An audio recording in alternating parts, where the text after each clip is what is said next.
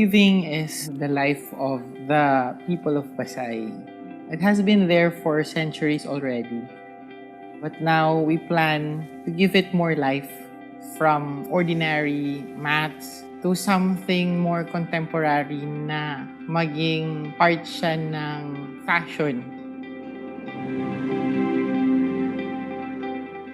Lara is one way of revolutionizing the banig industry, but it does not end there. Ako po ay si Anita Mindova Ogrimin. Ako po yung presidente ng Basay Association for Native Industry Growth, in short, BANIG.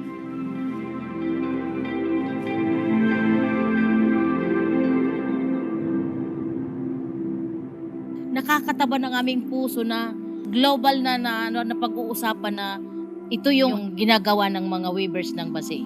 Nung tulungan po kami ni Congresswoman Antan, umangat yung presyo ng banig. Sa ngayon, nakakatulong na kami sa pamilya namin.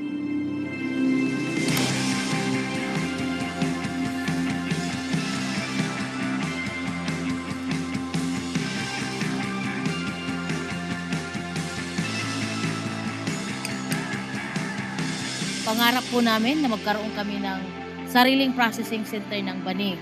Pangarap din namin, mas umangat pa ang buhay ng mga weavers at saka yung mga nagtatanim din ng tipog. Gusto namin na ma-encourage yung creativity ng mga Samarno, ng mga Basaynon para mas mapansin pa yung industry na to. And hopefully, it will alleviate poverty as well.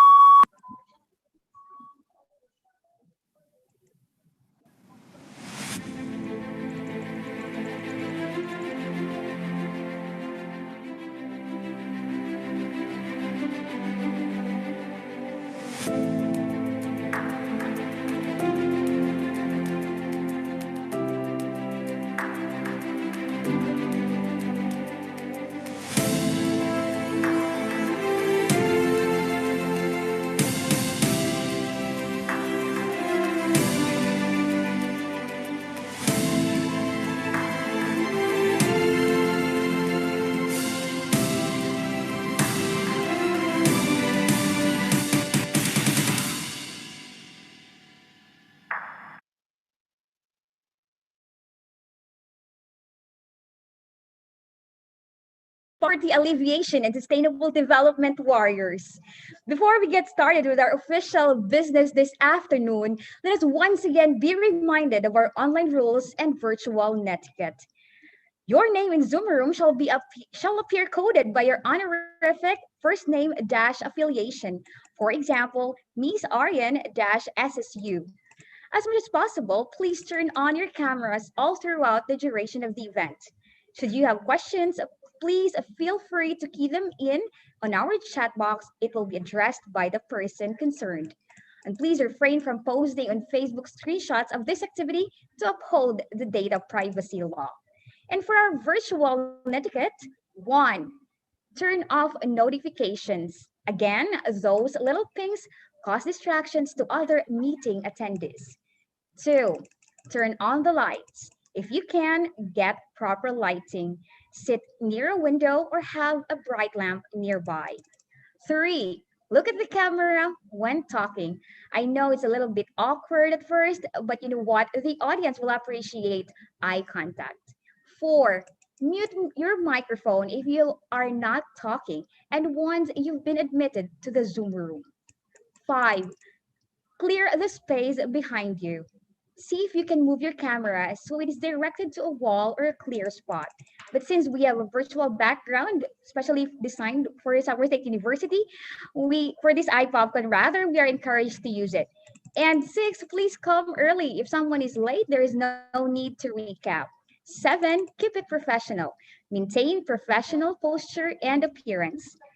Eight, stay present. You might miss out on key information. Since we are using our webcam, let's use attentive body language. And ninth, give some grace. Be patient with other participants and allow some grace for any communications that occur. Everybody is encouraged to be active and participative.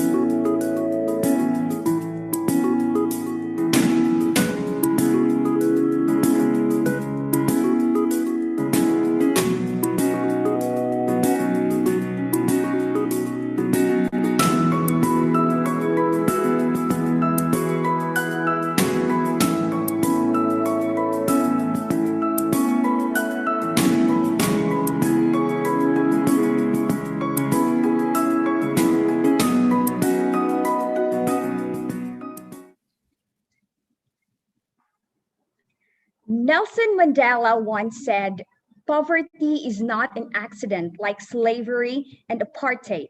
It is man made and can be removed by the actions of human beings. Good afternoon, ladies and gentlemen from all over the Philippines and from all over the globe.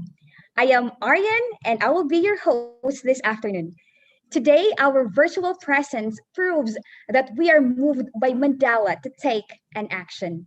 We are happily gathered once again to exchange and share experiences and research results, present and discuss rather the most recent innovations, trends, and concerns, as well as practical challenges encountered and solutions in poverty reduction. This is our call to live and rise above the crisis. Thank you very much to all of you who are virtually present, especially to our partner collaborators.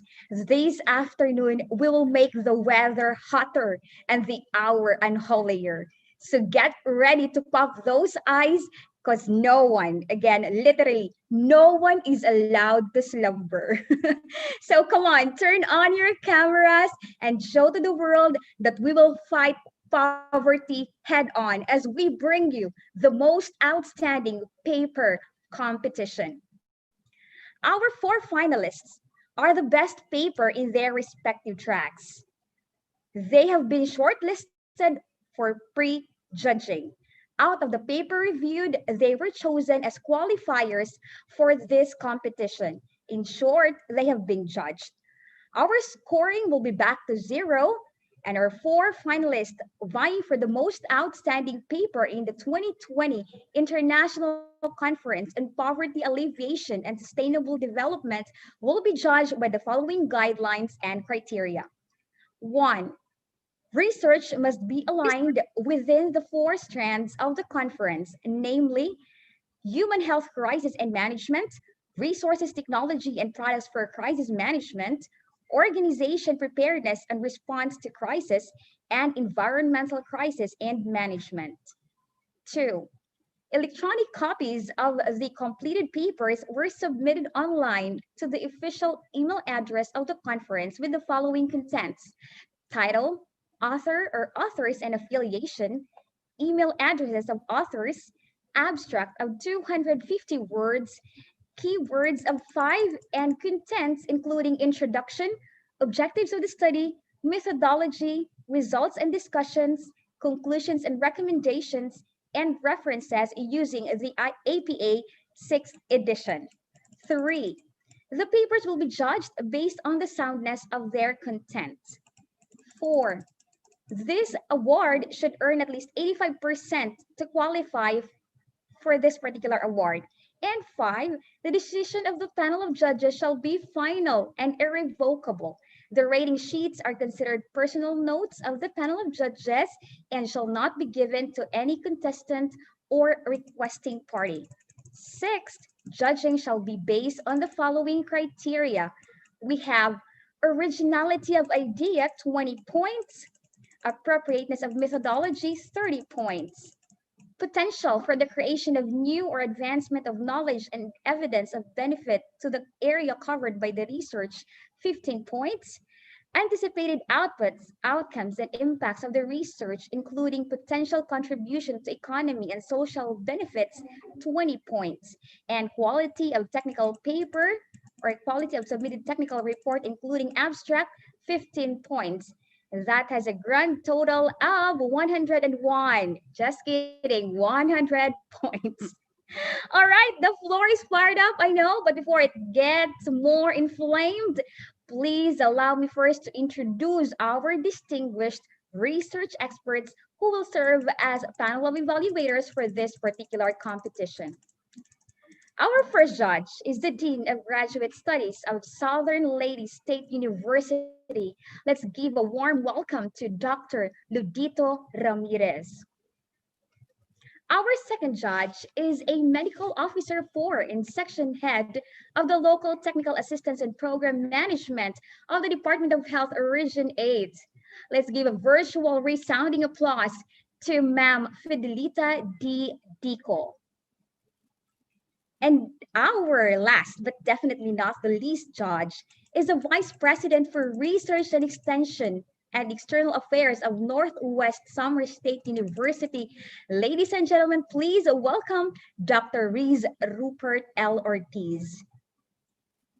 And so I guess we're all ready, are we? Can I hear you say yes, everybody?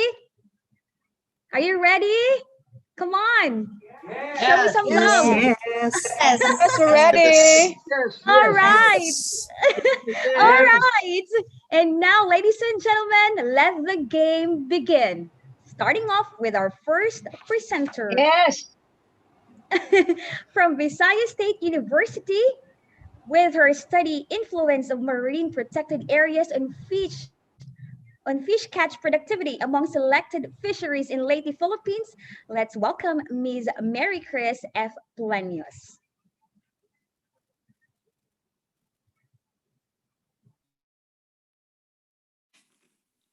Good day, everyone. My name is Mary Chris Plenios from Visayas State University. My study is titled Influence of Marine Protected Areas on Fish Catch Productivity Among Selected Fishers in Leyte, Philippines. And just a little bit of introduction about the study, we all know that the seas provide a unique set of goods and services to society, including the provision of food and employment for a significant number of people. And according to Food and Agriculture Organization in year 2019, the Philippines rank among the top fish producing countries in the world. Actually, this study highlights fish spillover. So according to National Marine Protected Area Center in 2017, fish spillover is the active movement of fish swimming out into adjacent areas with the movement of eggs, larvae, and immature fishes out of protected areas. So how does the problem of the study arises? It all started with the decreasing catch rates, and there have been doubts about the long-term sustainability of certain fisheries, and one of the solutions to address the threats is the development of MPAs. So MPA is the space in the ocean where human activities are strictly regulated than the surrounding waters. Now, the problem here is how will the fishers benefit when there are certain fishing grounds that are off limits? Fish spillover suggests that there's a better fish production to fishing grounds nearby MPA sites. That's why the study aims to collect empirical evidences supporting fish spillover as well as it aims to investigate the effectiveness of an MPA. Generally, the study aims to examine the fish catch productivity of selected fishing grounds in Leyte as influenced by an MPA, and the specific objectives are first, to describe the profile of the fish respondents as well as to characterize their fishing activity. Second is to determine the factors influencing catch rates. And third is to compare the productivity of fishing grounds near and far from MPA. Now, this is the map of the study sites. Colored in yellow are the fishing grounds nearby MPAs. Established MPAs are Cuatro Islas, Canigao, Marcos, VSU, Gabas, and Santa Cruz. While Albuera and Hilongos, the white is colored in yellow-green, were the comparison group since there are no established MPA near these sites. The total number of the fisher respondents that were interviewed is 266, and we are using this formula. And to facilitate the data analysis, descriptive statistics, non-parametric tests, and regression analysis were the different methods that were used to answer the objectives being set in the study. And for the non-parametric test, Mann-Whitney-U test was used, and this is to compare the fishing grounds nearby and distant from MPA with respect to selected fishing variables. While for the regression analysis, there were three different models that were formulated to capture the consistency and the robustness of estimates for the influence of MPA on fish catch productivity. For the first model, we have the socio-economic factors as the explanatory variables. As you can see, the MPA variable is present. For the second model, the fishing variables are the explanatory variables again, with the MPA variable as present. And for the third model, that is combination of fishing variables and socio-economic characteristics with plus the MPA variable. And the presence of MPA variable across the three models allows us to inspect the fish spillover effect. Okay, let's come now to the results of the study and just a short characteristics of the fisher respondents. As we can see in the table, fishers were dominated by male. Majority of the fisher respondents were married across MPA and non-MPA sites. The average age of non-MPA fishers is 47, while for MPA fishers it's 43. For the household size, the average number of members in household across the groups is 5. For number of dependents, it's 3 for both MPA and non-MPA groups. And for the educational attainment, majority attended elementary education among MPA and non-MPA fishers with 7 years of formal schooling. And for the next goal of the study, that is to compare the MPA and non-MPA sites based on the selected fishing variables, here are the results of the analysis. In terms of catch, revenue, cost, and travel hours from shoreline to fishing area, nearby MPA tends to be significantly higher than fishing grounds distant from MPA. And for the fishing days in a week, distant from MPA fishing grounds is significantly higher than nearby from MPA. And for the fishing effort that is measured in hours, as well as the number of companions in fishing, there are no established statistical evidence showing that nearby MPA is significantly higher than distant from MPA. Okay, as I mentioned a while ago, there were 3 different models that were formulated to capture the influence of MPA to fish catch productivity. And for the first model, we have the socio-economic factors and catch rates plus the MPA variable. And I would like to highlight the fishing grounds nearby MPA. That's significant, meaning that nearby MPA has 32% higher catch than distant MPA fishing grounds. And the level of education is also significant to fish catch, and its influence is positive. While for the second model, with fishing variables as explanatory variables, fishing effort measured in hours, the travel time to fishing area measured in hours, the use of motorized boats, significantly influence the fish catch productivity, and its influence is positive. And as you can see in this table, that fishing grounds nearby MPA is not significant, yet the coefficient is positive, recognizing that it still influences the fish catch positively. And lastly, for the third model, the variables that significantly influences the fish catch is high level of education, time spent on fishing measured in hours, motorized boats, as well as the fishing grounds nearby MPA. Meaning that nearby MPA fishing grounds has 38.9% higher catch than distant from MPA fishing ground. Meaning it influences the fish catch significantly, and its influence is positive. To conclude this, across the 3 models, nearby MPA fishing grounds displayed a positive influence on fish catch productivity, and this provides an empirical evidence of fish spillover, which appears to play a significant role in increased fisheries yield in adjacent and protected areas. For inputs to policy, there should be policies and support from LGU and other organizations for the establishment of more MPA sites in order to improve the overall fisheries productivity. And second, management policies to safeguard MPA sites should also be implemented for sustainability. That's all. Thank you for listening. Thank you very much, Ma'am Planius, for presenting your research study on influence of marine protected areas and fish catch productivity among selected fishers in Leyte, Philippines. By the way, ladies and gentlemen, our presentation of these researches isn't random. All finalists went through a blind review.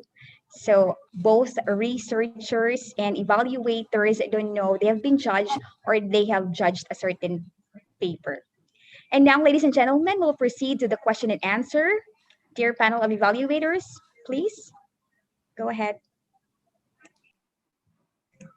Shall we start off with Dr. Ramirez, sir? Hello, good afternoon. I hope I can be heard clearly. Yes, sir. Loud and clear.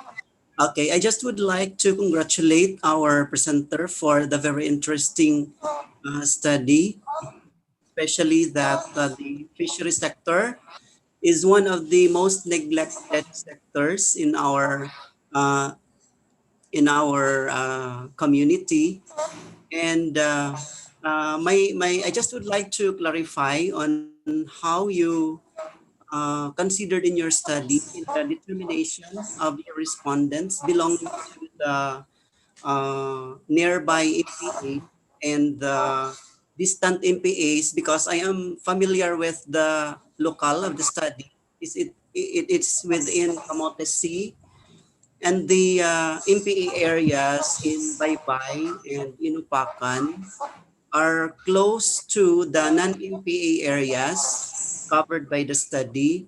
So I just wonder how you determine the respondents belonging to the nearby MPA and distant MPA, since you just based uh, responses the data from self-reports of the respondents. Yeah. Hi, sir. Good afternoon, everyone. Before I would like to answer that question, I would like to thank you for this privilege to be able to present my paper. And by the way, okay. So, sir, thank you for that question. So, your question is, how did I determine the respondents from MPE and non-MPE sites? Okay. So, this study has the following assumptions, sir. So, first thing, before selection of the sites, we tried to ask the the BSU, since the marine office in the BSU, and then we tried to ask where is this MPA sites nearby here in Leyte. So they just give us the places, and then after that, to those identified MPA sites, we tried to select fishers from those sites. So we assume that those fishers that came from MPA sites, they would just be fishing nearby that place. So we have this assumptions lang, sir. Na, Okay. Yeah. I understand that because the municipal waters of these municipalities covered from Albuera to Matalom are adjacent, and we cannot tell whether the fishermen, your respondents, will cross to the other parts of the Camotes Sea. So that's why I'm asking how sure you are about the data coming from your respondents, since these are based from self-reports only. Anyway, thank you very much for the clarification that you have given. yes, sir. All right. Shall we hear now from Ma'am Ma'am Vico? Good afternoon, everyone. First of all, I would like to thank you for this invitation to be with you. Am I heard? Yes, ma'am. Yes, ma'am. Okay, Loud and clear. thank you. Um, I would just like to congratulate the authors for the interesting study, because this directly affects a socio-economic benefit to our people, especially that it was said in the study that the Philippines is one of the top country producing fish. So this is really a very uh, good study for us to know. I don't have any question related to this except to congratulate the author and the presenters. Thank you. Thank you. Thank you, ma'am. Thank you, ma'am. Now let's hear from Dr. Ortiz. Sir? Hello, good afternoon. Good afternoon. Good afternoon. Am I clear? Yes, sir. Loud and clear.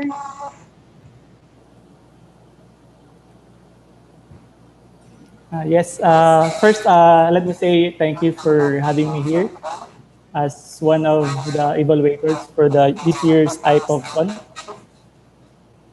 Um, Also, I would like to congratulate the presenter for a very nice research on the catch productivity of our fishermen.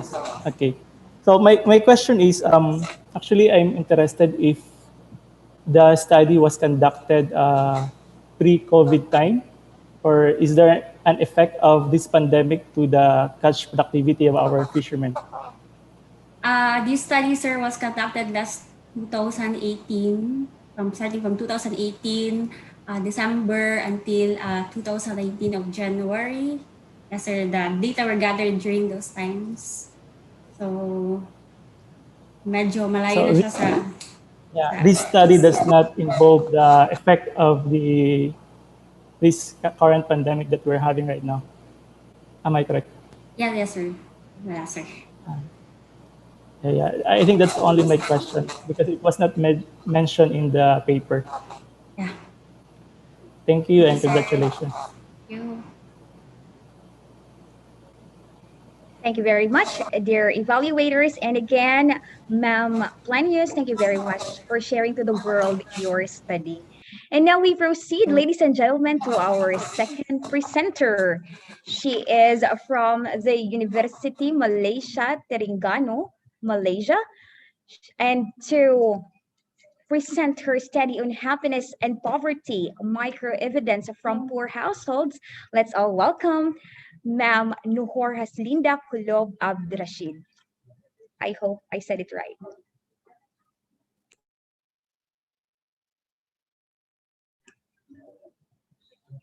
Ma'am Rashid. Hello, good morning.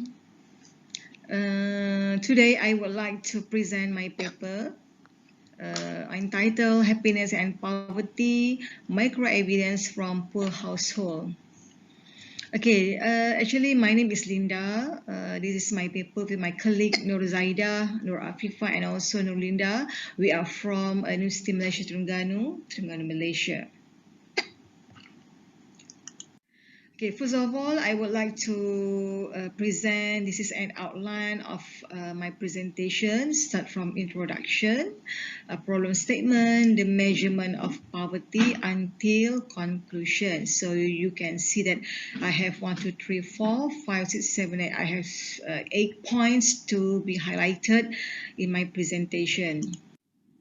Okay, we go to introduction. So I have poverty and happiness that I would like to define these two terms.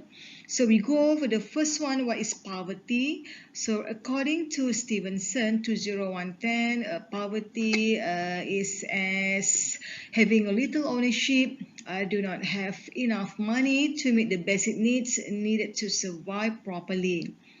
While on the other hand, Muhammad Shaladin et al. 2011 stated that poor household can be defined as lack of income to buy basic needs, low level of education, lack of property, unhealthy body, lack of food, and also no job that can ensure survival.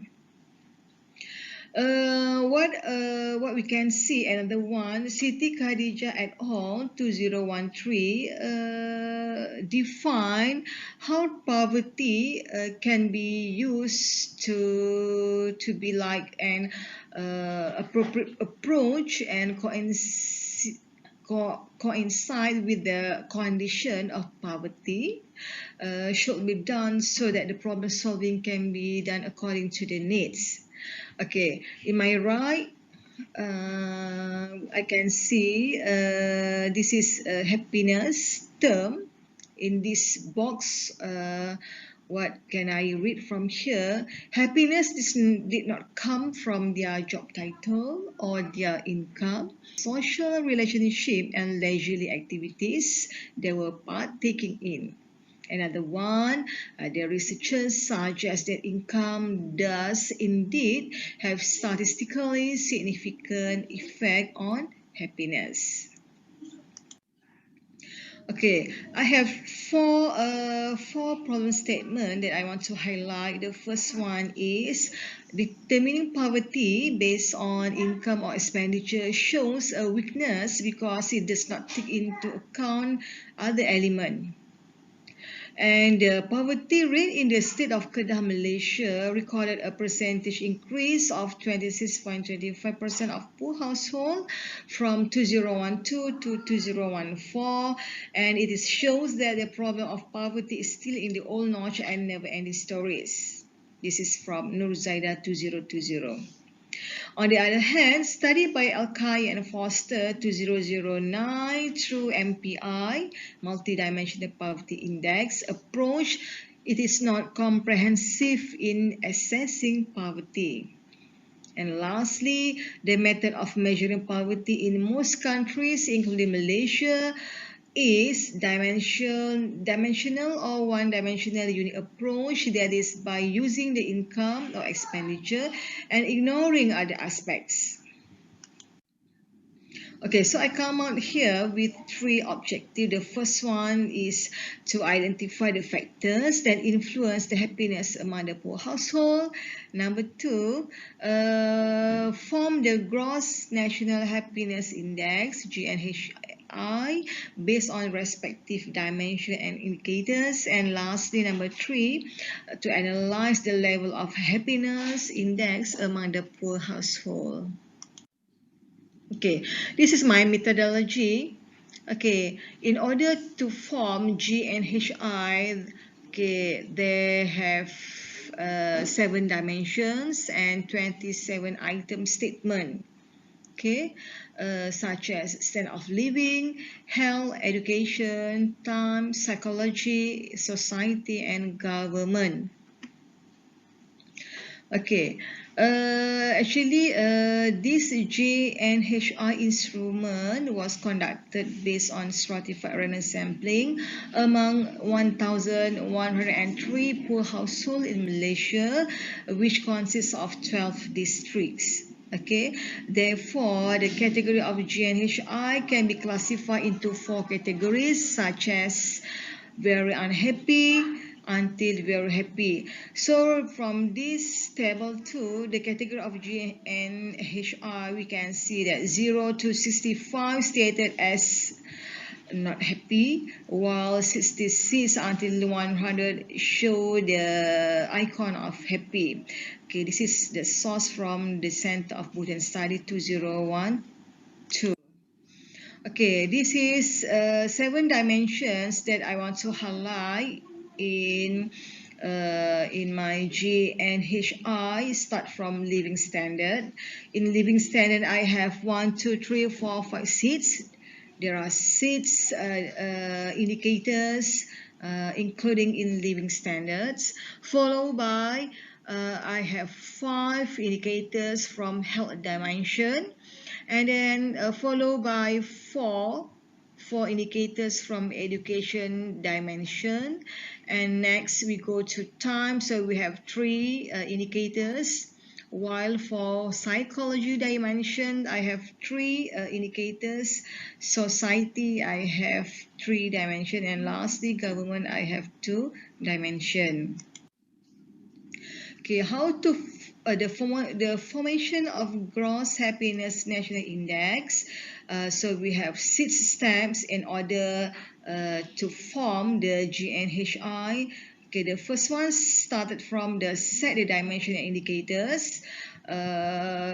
Consists of 7 dimensions and also 26 indicators. Number 2, set the weight and separation point for each indicators, that we call it as sufficiency cutoff.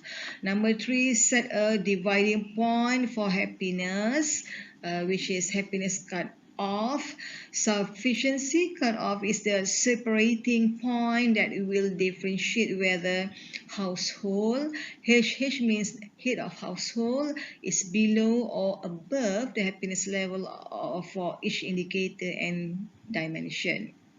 Number 4, identify happy and unhappy of head of household, followed by the percentage of inadequacies that occur among the unhappy head of household. And lastly, identify the level of happiness among the head of household by urban and rural area. Okay, this is, I can zoom the area of my field work. Okay, this is the map of Malaysia. Then you can see Kedah, it is my left hand side. And when I zoom, so you can see that it is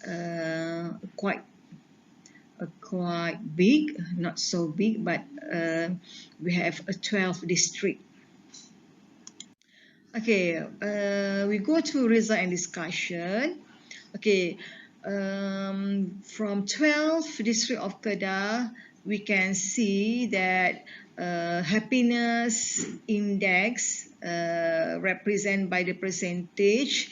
The highest percentage come from Baling Kedah, which is 91.0, and number 2 is Langkawi, 87.0.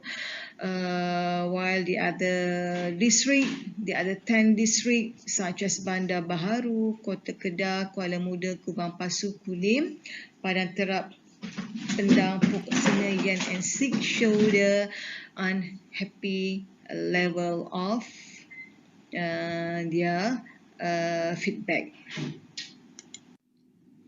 Okay. From 7 dimension, we go one by one. This is living standard. Okay, living standard, we can see that the highest percentage come from Bandar Baharu, which is 57.78%, while the lowest percentage come from Kuala Muda. Actually, living standard, it doesn't show that they are happy with their criteria of income, expenses, housing, asset, finance, and food. That's why the percentage score is quite low compared to 65 and above to show that they are happy. Number 2, health. The highest mark, we can see that 60%, while the lowest mark is 27.67. It still show they are not happy with the health condition. It start from disease, start from the access, lifestyle, smoking, and drugs. Next, we continue to the dimension of education. This is quite surprisingly that we can see that the highest mark is 100%, and the lowest it is 28.85. So we can see that 100% show that in Langkawi the level of education is very good, and they are really satisfied with the education system applied in Langkawi district. Okay, but we can see that Tam is very low with the highest mark or the percentage of happiness is just 28.89%. Okay, but it doesn't show that the level of happiness is good, but it shows that there are vice versa of happy situation. Okay, then we go to psychology. We can see that 68.06 it is can show the happiness index quite good, because there are greater than 65%, while the lowest percentage, it is just 39.58%. And lastly, I have another 2 dimension, which is society and also government. In terms of society, in Langkawi district, the percentage of happiness is very high, which is 85.42% compared to the lowest 13.89%.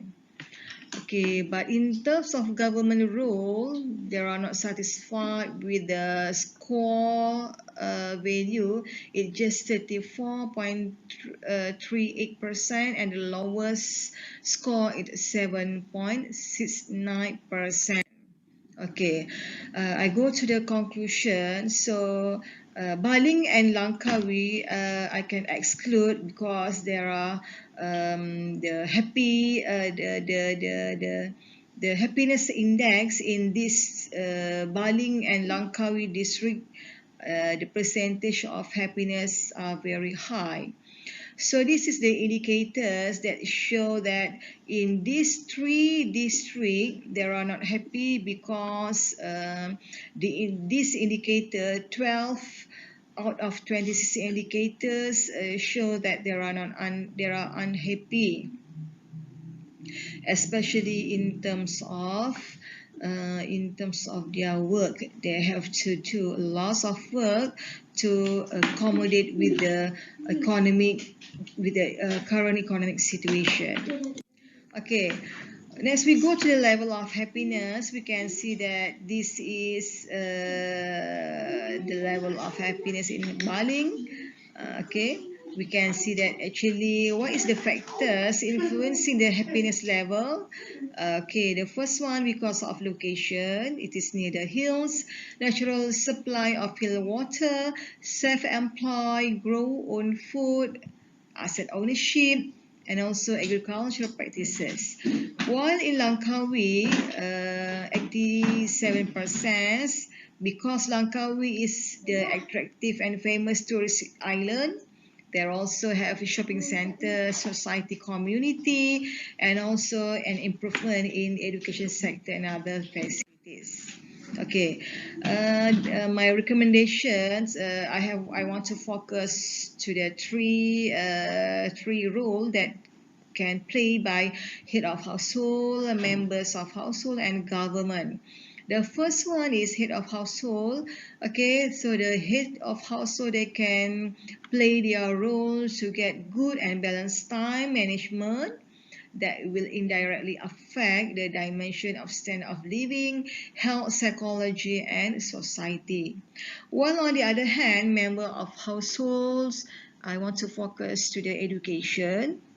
Okay, we can see that the dimension of education is seen to affect other dimensions, namely the standard of living, health, time, psychology, and society. And lastly, we go to government. Okay, so the government perspective will be on how they want to implement many programs and how they can give many aid to the community in order to make sure that they can go out from their poverty trap. I think that's all for today. Okay, thank you. Terima kasih, Linda, for sharing with us your study on happiness and poverty, micro-evidence from poor households. And now we go to the question and answer. Dr. Ramirez, please. Hello, Professor Linda.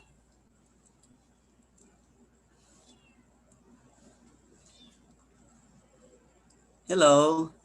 I just would like to ensure that I can be heard in Malaysia. Hello, Professor Linda. Hello? Are you there? Yeah, I'm here. Yeah, you should be very happy. Yeah, I'm happy Because you- now. Yeah, because your paper talks about happiness. Yes. Congratulations for the paper presented. It's a very interesting paper, and I find it also maybe relevant in the Philippines. Yeah, thank you. That's why I just would like to ask if has this been published already? No, this is from my colleague thesis, PhD thesis. So this is not yet published. Pardon? This is published Not already. yet Published published already. Yeah. but in a referee journal. Is it published in a referee journal? This is from PhD thesis. Okay. So I just would like to ask as a follow-up question if the GNHI that you have developed is something unique or different from the existing and published indices for happiness. Pardon? How does the GNHI index differ from the existing indices that we have in literature? Okay, actually, this is GNHI measurement from the perspective of Malaysia cases. So actually, from Bhutan studies 2012, 2012, there are nine dimension. So when I zoom to Malaysia cases, actually I just focus to 7 dimension rather than 9 because another 2 dimension is not appropriate to measure in Malaysia cases. So in terms of happiness, in terms of happiness measurement, actually it is not really good to measure in Malaysia context because as you can see, most of the district is not quite happy. That's why I want to highlight what's the lacking from Malaysian cases. Okay, thank you very much, Professor Linda. Welcome. And now, thank you very much, Dr. Ramirez. Now we'll listen to Dr. Dico, ma'am.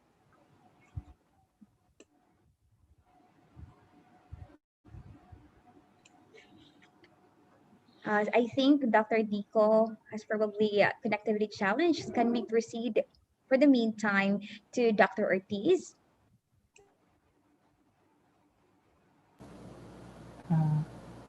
Thank you, Ms. Aryan. Actually, it's my first time to come across a study on happiness and poverty, and I find it amazing and interesting.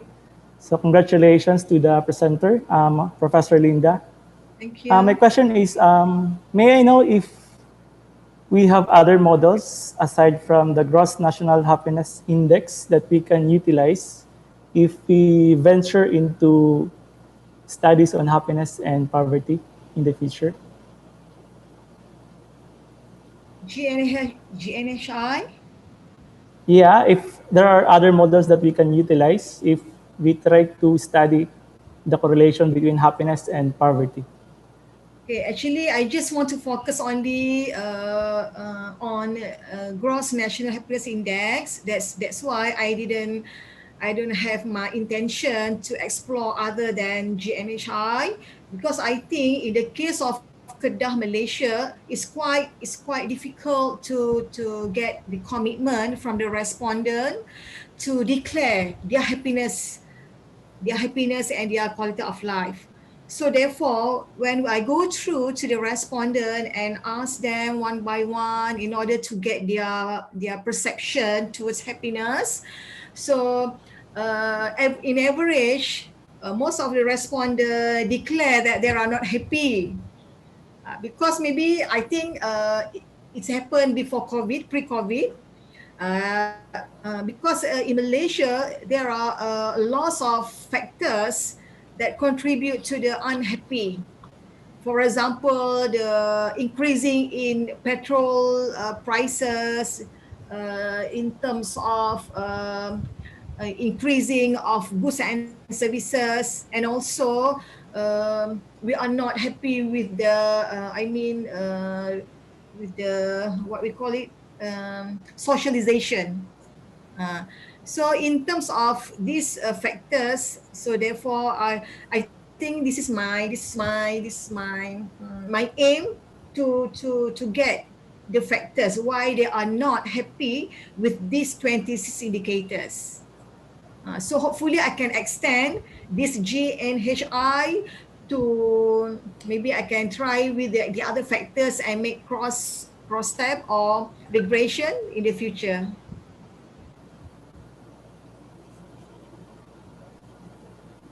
Did I answer your question? Yeah, thank you, Ma'am Professor Linda. Good afternoon Welcome. also to everyone in Yeah, Malaysia. welcome. Thank you. And now let's go back to Dr. Ortiz. I'm sorry, Dr. Dico. Are you around, ma'am? Okay, thank you, Ma'am Marian. Thank you. I connected. I hope I'm not left behind by your discussion. I'm also amazed of this study. Professor Linda, thank you so much for sharing with us your results.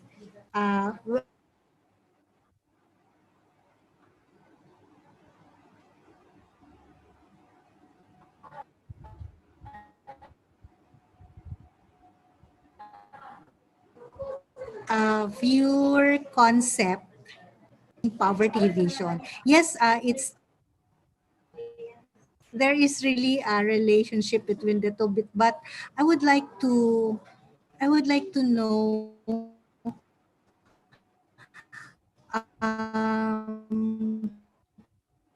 of any concept or idea that you have come across to it Sorry, I from can't hear your any voice. that addressed with increasing. Am I heard?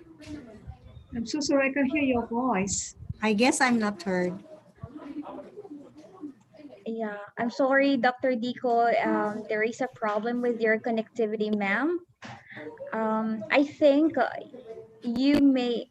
Is it okay if you can ask your questions via the chat box or directly to our presenter? Just key in your question via the chat box, and then probably Yes, I'll do Professor. that. Connection now. Thank you, Dr. Dico. And yes, Professor Linda, you may just also key in your answer to Dr. Dico's question. Thank you Thank very you. much. Terima kasih. All right, ladies and gentlemen, we are so lucky to have with us this afternoon our young and highly esteemed Commissioner of Commission in Higher Education. And to introduce him, let's welcome the Vice President for Student Affairs and Services, Engineer Maria Lourdes P. Amante.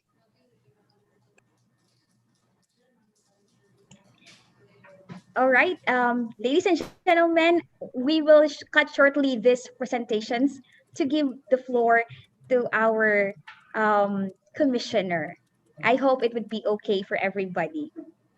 All right, shall we give our commissioner a resounding virtual applause via your reactions? Thank you very much.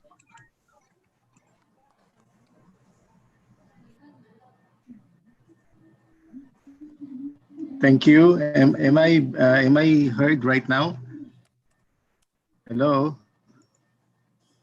Yes, sir. Yes, sir. We can hear you po. I think the Engineer Amante will introduce I you want po. to learn something from us. Good day, everyone. Our keynote speaker is a man who serves the Commission on Higher Education by progressively leading the advancement of a wide array of relevant and timely disciplines in higher education. This is exemplified through his work as the Oversight Commissioner for Teacher Education and Teacher Quality, Gender and Development, Extension Programs and for State Universities and Colleges, and Southeast Asian Regional Center for Tropical Biology, and as a champion for futures thinking and cultural education. He is grounded in his beliefs that progressive achievements in higher education can be achieved by holistically supporting higher education institutions to be of service to faculty and students, by reflecting on previous policies and experiences, by collaborating with agencies, both public and private, local and international, and by having a more refined foresight to prepare students regardless of ethnicity, gender, socio-economic status, and religion for the world of tomorrow. Included in its notable achievements in the time of COVID-19 pandemic are spearheading the Visayas higher education institutions, flexible learning management systems, consortium regionate, leading the working on resilience and innovation for teaching excellence in Region 6, and organizing a region-wide flexible learning initiatives and consortium programs of the 170 higher education institutions of Region 5 in partnership with the Bicol Foundation for Higher Education. Through his remarkable leadership, this consortia helped in leading the redefinition of higher education in the new normal. In addition to his work in flexible learning, he is also a human rights and gender rights advocate. He leads in the institutionalization of gender transformative practices, such as envisioning the revitalized gender resource centers for the regional offices of CHED, and encourages the issues presidents in realizing gender-sensitive infrastructures as well as the creation of gender-responsive mechanisms that will address gender and development issues and concerns of higher education system. The Commissioner also leads the promotion of cultural education in higher education, a step necessary to ensure the respectful preservation of Philippine culture and the arts for succeeding generations. This includes developing cultural offices in various universities, including culture-based education in higher education curricula, and supporting universities to document best practices through updated multimedia forms. His support for the arts is also celebrated through his work as an accredited faculty of the National Commission for Culture and the Arts, handling the Philippine Cultural Education Program, Graduate Diploma in Cultural Education, and Graduate Diploma in Teaching Arts. He is also widely published and passionate researcher. He co-authored some of the publications of notable malariologists and protozoologists in UP Manila in collaboration with Ganma School of Medicine in Japan. The published researches include clinical and laboratory correlates of cerebral malaria in the Philippines, published in the transaction of this Royal Society of Tropical Medicine and Hygiene, application of seroepidemiology in the evaluation in a community-based malaria control program in Palawan, the Philippines, published in the Japanese Journal of Tropical Medicine and Hygiene, management of severe malaria in Asian countries, published in the Clinical Parasitology Journal, in Pamueba Historitica, and in Tameba Dispar, detection by polymerase chain reaction in a low prevalence region in the Philippines, and a prospective study of complicated malaria in the Philippines, published in the Parasitology International Journals. He recounts that his research in the fields of malariology, biotechnology, parasitology, and public health has been greatly inspired by his former boss and mentor in UP College of Public Health, Dr. Pilarita Tongol Rivera. Prior to his appointment as CHED Commissioner, he has served the higher education landscape in various capacities. As Director for Human Resource Management Services of De La Salle, Philippines, as Head of the HR Commissioner of De La Sallian School Network, as Vice President for Academic Services at St. Paul University, Surigao, as Dean of the Graduate School of St. Paul University, Manila, as Vice President for Research Planning and Extension Services of Amantasan ng Lungsod ng Marikina, as Associate Professorial Lecturer at De La Salle University, Manila, Pro Andrew Gonzalez College of Education, as adjunct faculty of various private higher education institutions like Holy Angel University, Far Eastern University, University of Santo Tomas, and De La Salle College of St. Benelli. The commissioner finished his Doctor of Philosophy in Educational Leadership and Management, has earned PhD units in Science Education, major in Biology, and finished his Master of Education, major in School Leadership at De La Salle University, Manila. He also has a master's degree in medical technology at the University of Santo Tomas. He is a certified human resource professional, a registered medical technologist, and a registered nurse.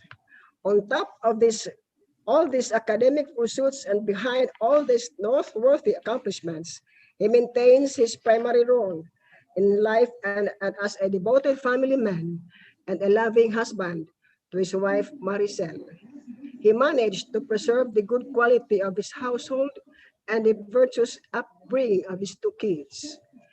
He continues his advocacies related to raising the consciousness of the Filipino people on the rapid and exponential changes brought by the Fourth Industrial Revolution, enhancing the implementation of transnational education as an effective tool of adapting into the globalized world, supporting the achievement of an efficient, responsive, and relevant teacher education, and ensuring the realizing of a culture-based education as one of the core objectives in the Philippine higher education system. Ladies and gentlemen, our keynote speaker of the hour is no other than the Chair Designate, CHED Commissioner, Dr. Aldrin Arenas Darilag. Thank you, Engineer Lourdes Amante, for the kind introduction. Good afternoon to all of you, to Dr. Marilyn D. Cardoso, the President of Samar State University, and at the same time, the Vice Chairperson of the Samar State University Board of Regents, President Pros Ivy G. Yepes, the President of Southern Leyte State University, other presidents of the state universities and colleges of Region 8, to our esteemed speakers for this day, Governor Michael Tan and the Congresswoman Sherry Ann Tan and Dr. Christopher Galloway, regional directors of the different agencies of the government, the organizers of the Second International Conference on Poverty Alleviation and Sustainable Development, or iPOVCON, faculty members, non-teaching staff, friends, students, good afternoon to all of you. Allow me to congratulate Samar State University for organizing the iPOVCON and for continuously creating platforms to shed light on persistent issues related to poverty and socio-economic challenges.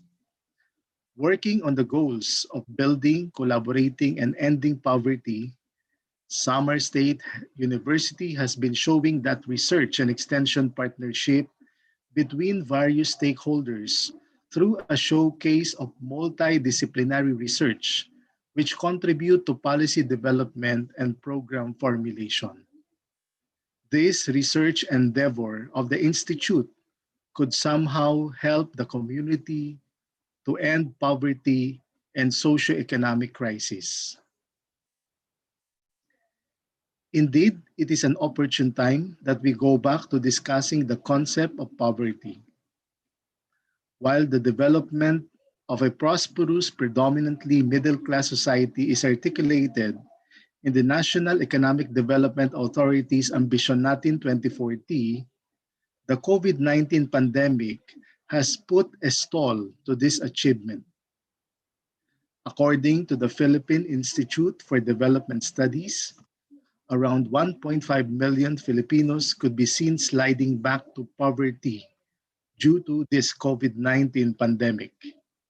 In the same manner, and in the global perspective, the UNICEF and the Save the Children Foundation have declared that an additional 150 million Filipino children will be plunged back into poverty due to the pandemic, increasing the number of children living in deprivation in low and middle income countries such as the Philippines. Very recently, the International Monetary Fund, or IMF, has formally posited that we have now entered a global recession. Truly, poverty entails more than the lack of income and productive resources in order to live. According to the United Nations, poverty serves as the root cause towards hunger and malnutrition, limited access to education and other basic services, social discrimination and exclusion, as well as lack of participation in the decision making.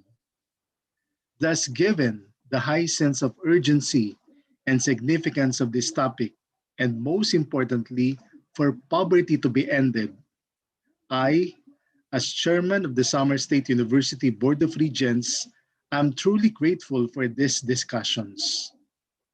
It is my fervent hope that iPOVCON contributes to alleviating poverty in Samar and in the nation, at least not necessarily through economic means, but by exposing our participants as to how they can act together, activate their networks, and produce more evidence-based policy and program recommendations. Through this, we can better leverage our resources for the betterment of other people and collectively the betterment of our nation. One way of addressing the problems of poverty is through education.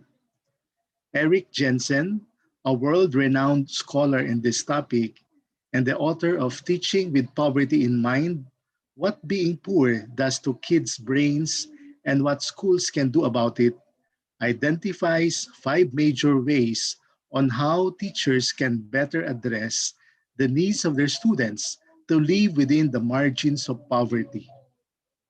First,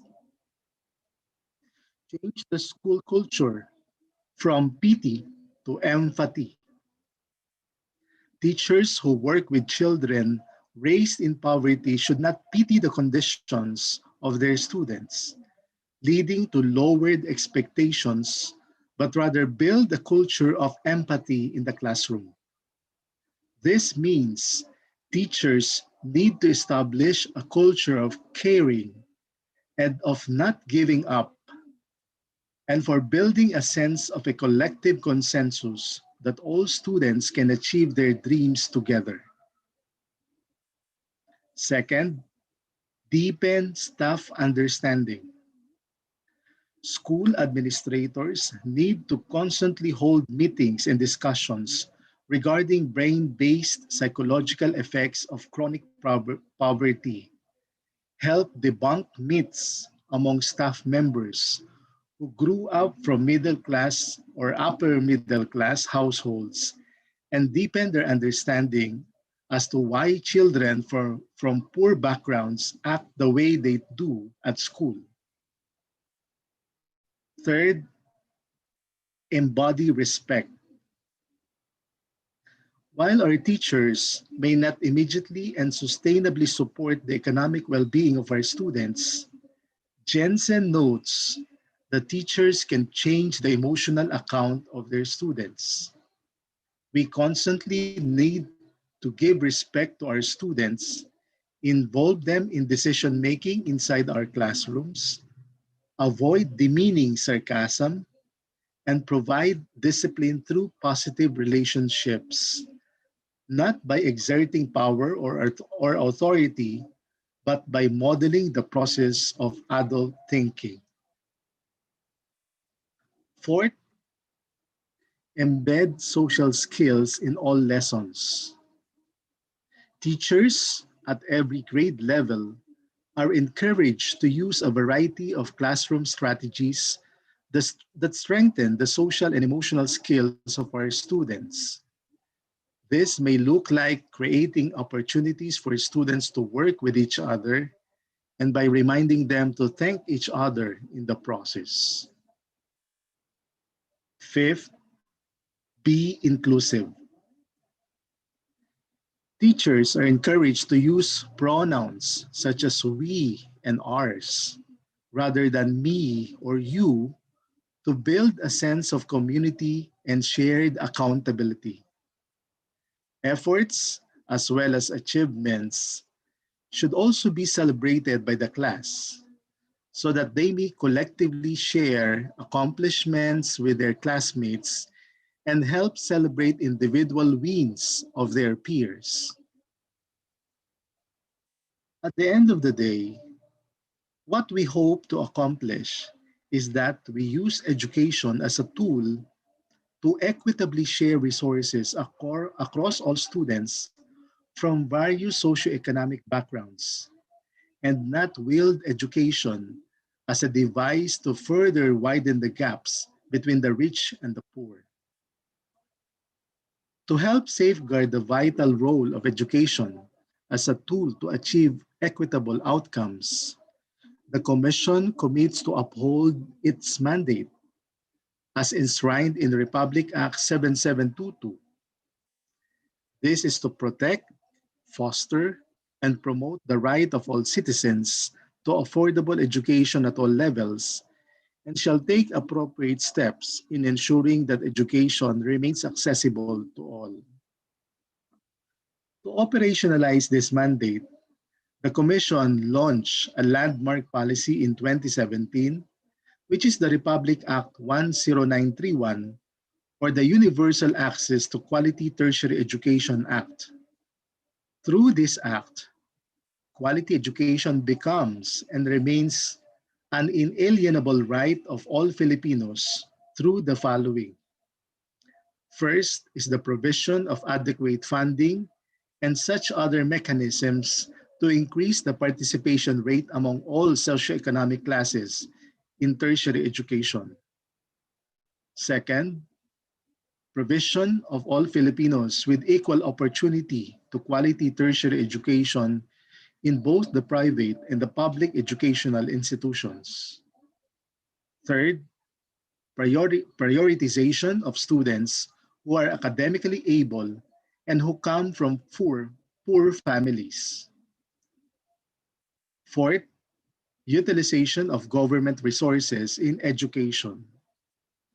Fifth, provision of adequate guidance and incentives in channeling young Filipinos in their career choices and towards the proper development and utilization of human resources. And lastly, recognition of the complementary roles of public and private institutions in the tertiary education system. Through the Universal Access to Quality Tertiary Education Act, around 147,512 tulong-dunong scholars have been supported. Around 557,071 tertiary education subsidy student grantees have been assisted, and more than 1.79 million Yokwate beneficiaries have been supported in accessing free higher education in our public higher education institutions this year alone.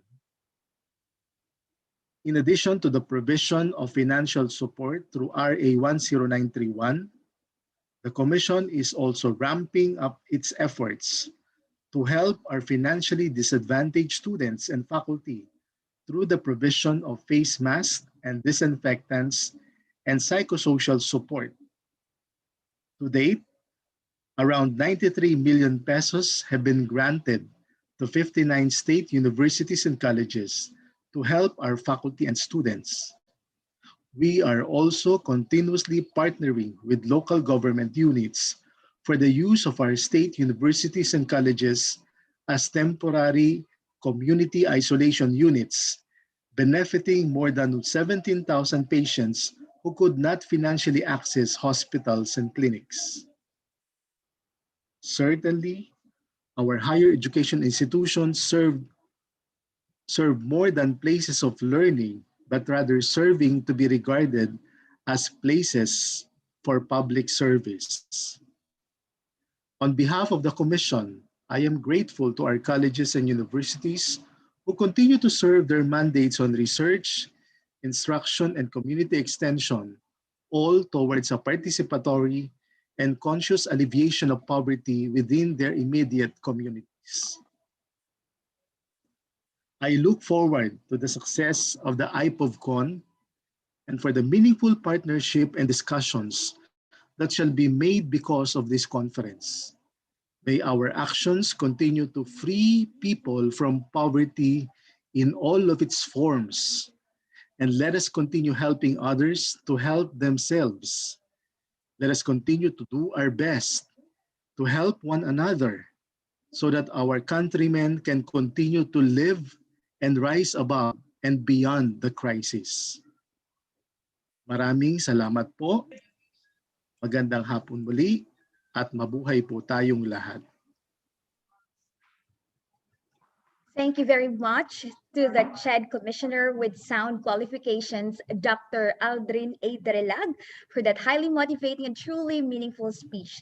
The key points you've mentioned, sir, on teaching in poverty, like changing the school culture, deepening the staff understanding, embodying respect, and so on, are truly relevant and applicable to us all in the academe.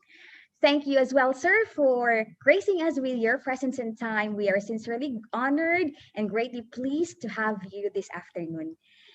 And so allow us to present to you this simple token of appreciation, the certificate of recognition that reads, Summer State University, in partnership with Northwest Summer State University and partner collaborators, awards this certificate of recognition to Dr. Aldrin A. Darilag, CHRP, RMT, RN, in grateful recognition for his invaluable insights and expertise rendered as keynote speaker during the Second International Conference on Poverty Alleviation and Sustainable Development, held on October 21 to 23, 2020, given this 21st day of October 2020, signed by the co-chair of the International Poverty Conference 2020, Dr. Marlene D. Cardozo, and the co-chair of the International Poverty Conference 2020, Dr. Benjamin L. Picayo. Thank you again, sir. Allow me to say something, Miss Ariane. Go ahead, please. To our CHED Commissioner, who is at the same time the chair of the Board of Regents of Summer State University, sir, on behalf of Summer State University and our co-host, Northwest Summer State University, and all the SUCs in Eastern Visayas and also HEIs in the region. We are honored to have you as our keynote speaker for this afternoon session. We thank you very much for inspiring us.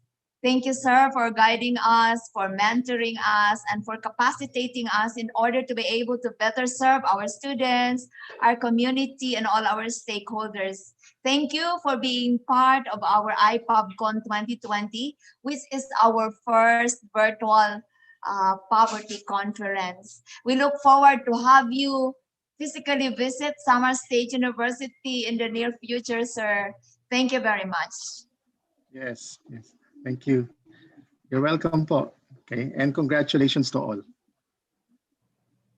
Thank you, President Marlene Cardozo. Thank you very much. And now, ladies and gentlemen, let's get back on track. Let's again restart our game, our competition this afternoon.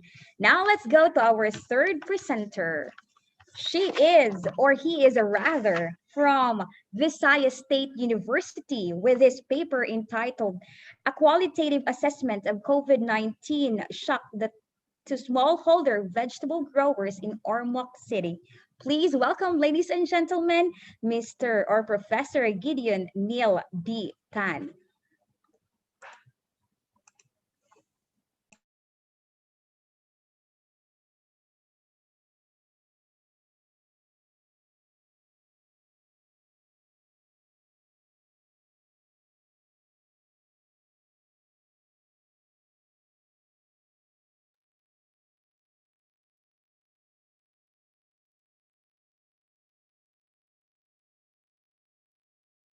Good day. So I will be presenting a paper entitled A Qualitative Assessment of COVID-19 Shock to Smallholder Vegetable Growers in Ormoc City. The World Health Organization declared the COVID-19 outbreak as a global pandemic on March 11, 2020. Economic activities were interrupted and daily routines were overturned, and it brought adverse effects along the food supply chain, and farmers had to cope. Studies show that agricultural activities slowed down, but farmers continued their activities.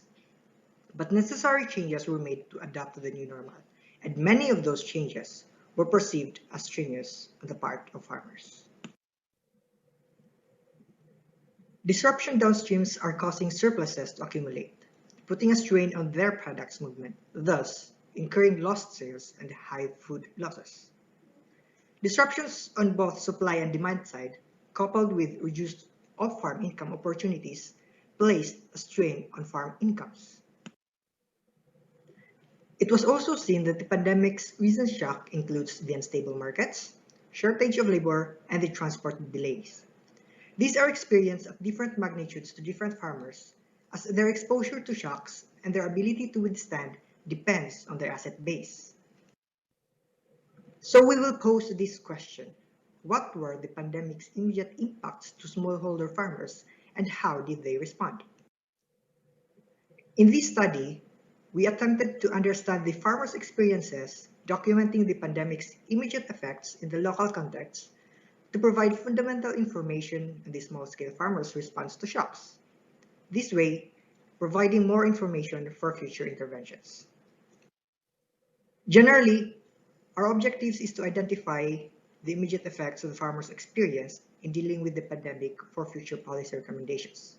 Specifically, it aimed to present the early disturbances farmers experienced, identify their coping strategies, and recommend policy interventions. Our study takes an exploratory case study approach, using qualitative data to have a rich understanding of the study subject's contextual conditions.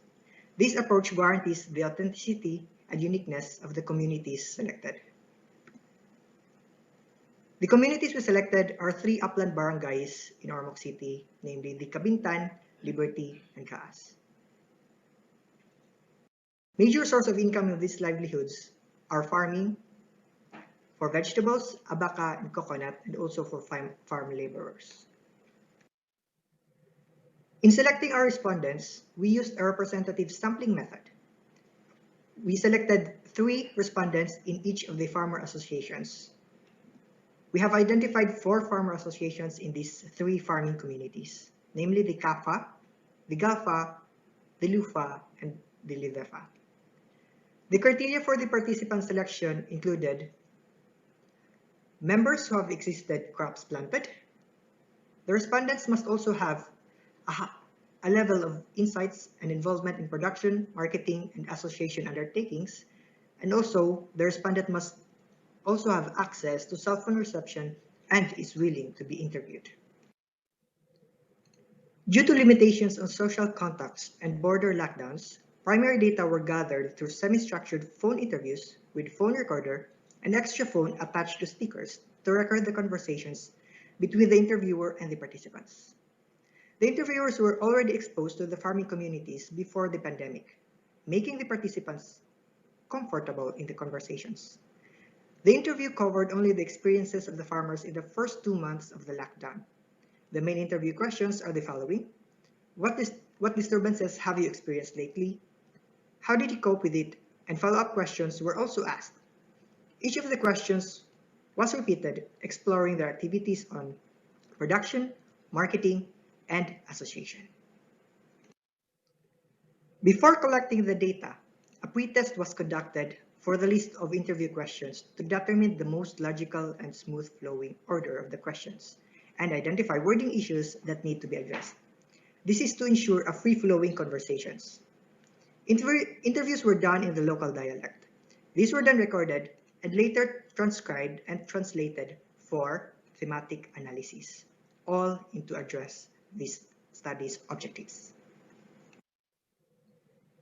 This table shows the characteristics of the study's participants.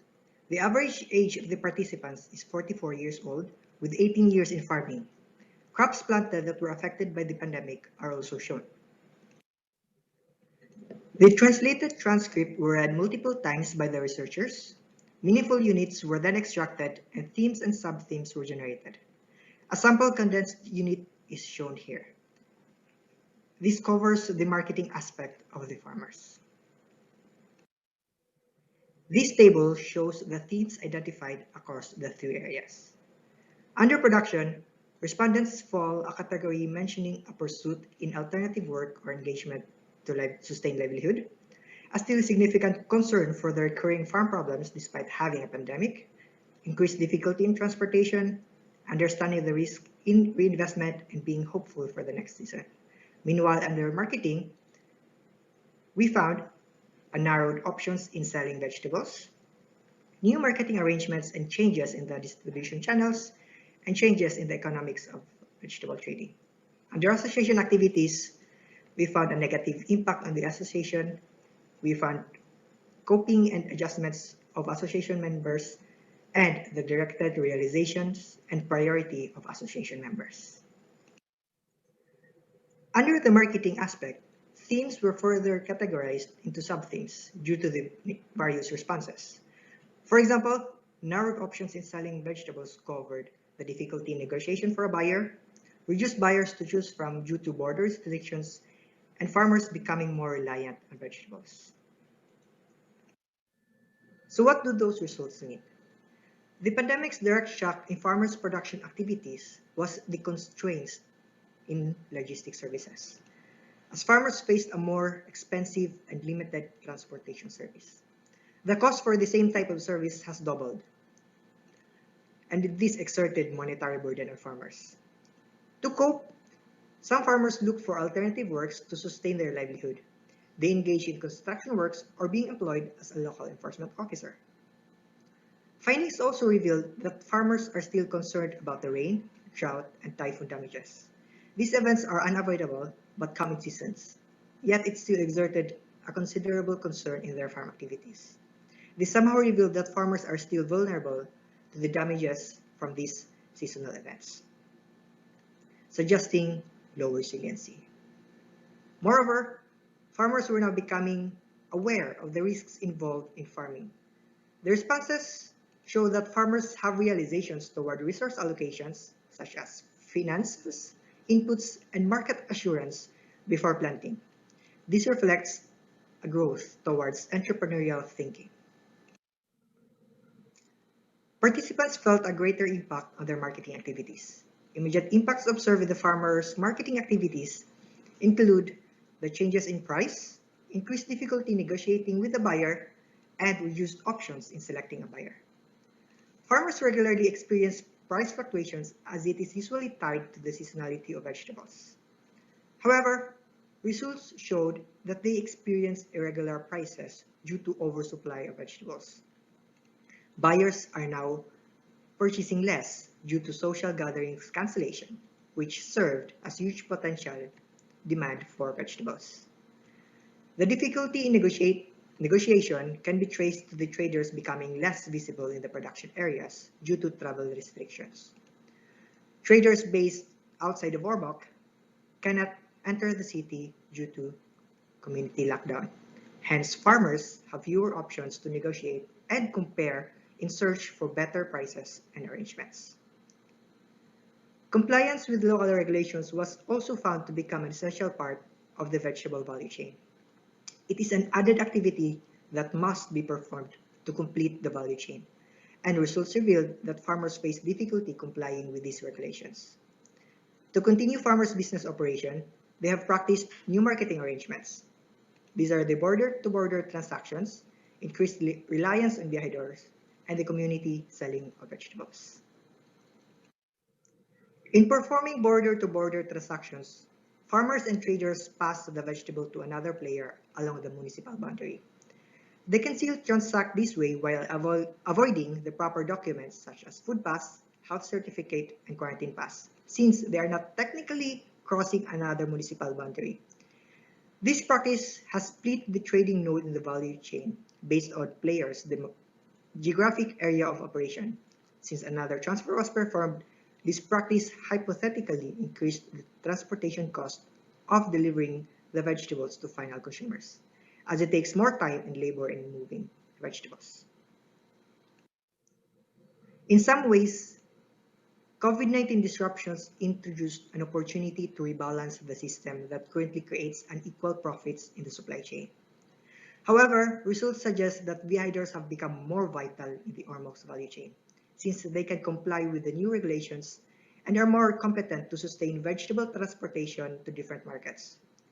Despite the market situation's uncertainty, the viajeros with their established networks can spot different opportunities in different geographic areas. Farmers then resort to transfer ownership since they cannot meet these new demands when performing the chain's downstream parts new function. This increased the farmers' dependence on the viajeros. Nonetheless, viajeros now have a higher position to control the price since they have a larger capacity to travel and spot market opportunities. These are dynamic events that within 2 months, various responses are already observed. Marketing practices will still settle down as value chain players look for new and innovative ways to make functions efficient. Similarly, the association was greatly affected as collective works, meetings, and other gatherings were cancelled as per local ordinance.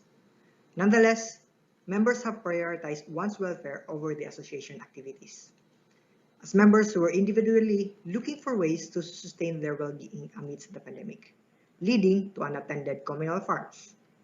Also, the association's income-generating activities, such as the sari-sari store, were affected.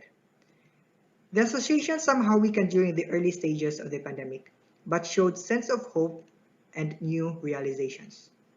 One participant shared that he gained a realization of diversification after the pandemic.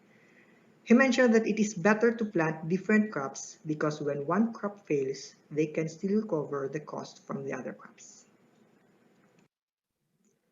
In conclusion, the pandemic has revealed the disturbances, situations, realizations, and coping strategies of the small-scale farmers across the different areas in Ormoc City. Direct observations emerged as we find that farmers, in doing their production activities, still exhibit their livelihoods' low resiliency. On the other hand, displaying growth in entrepreneurship as they now measure the availability of materials, finances, and markets before investing. Farmers' marketing activities experienced more significant disruption, covering from decreased buyer options, logistic constraints, and reduced buying prices. Coupled with the increased production cost, this led to labor displacement in search of better welfare. Impacts on marketing are beyond the control of farmers, and the value chain players with larger resources, such as information, financial capital, and physical resources, can generally position better in the market. This is observed in the case of viajeros. Moreover, new marketing strategies that evolved to cope with the pandemic lengthen the chain, as supplementary activities must be performed.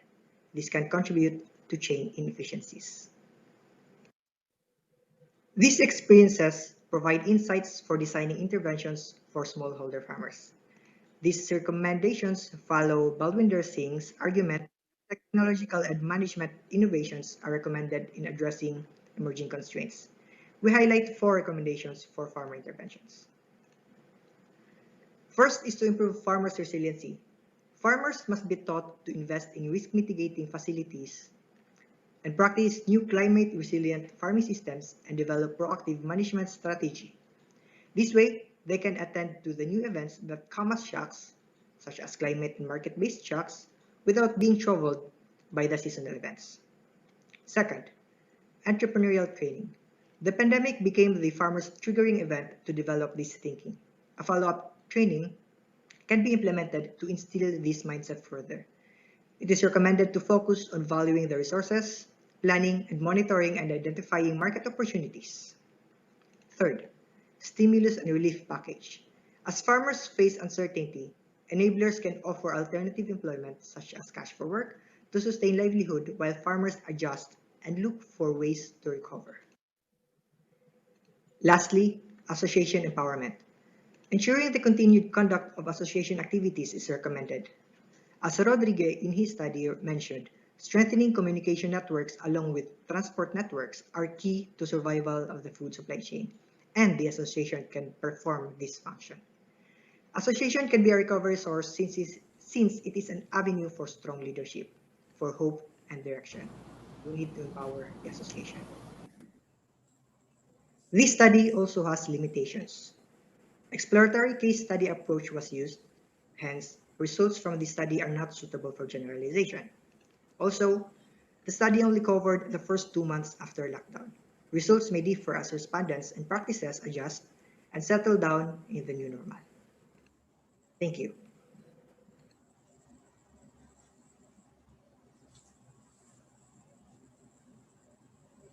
Thank you very much, Professor Tan, for sharing to the world your results on study entitled A Qualitative Assessment of COVID-19 Shock to Smallholder Vegetable Growers in Ormoc City. And now let's have first Dr. Ortiz for his question. Good afternoon. Thank you, Ms. Arian. Congratulations to the presenter, Professor Tan. This pandemic has undoubtedly affected the livelihood of almost everyone.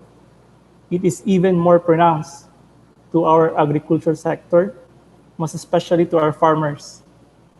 In your discussion, you made mention of the marketing arrangements, coping and adjustment of our farmers, like border-to-border trading and community selling. However, you also said that farmers were found to be non-resilient. Can you explain more of this, Professor Tan? Okay, so thank you.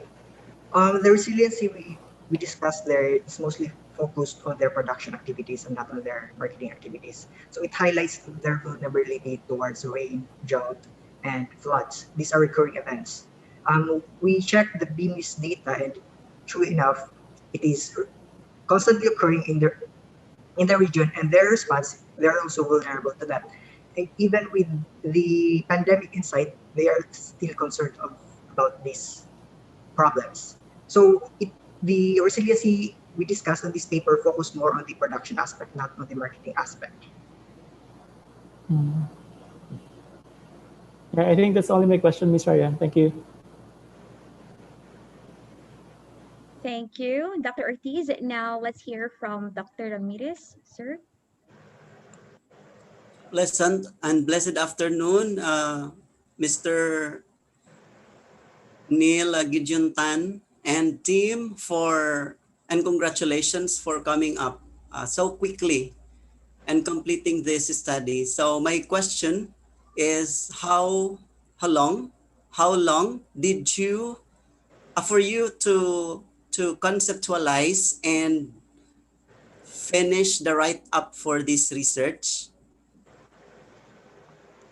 Okay, so thank you for the question.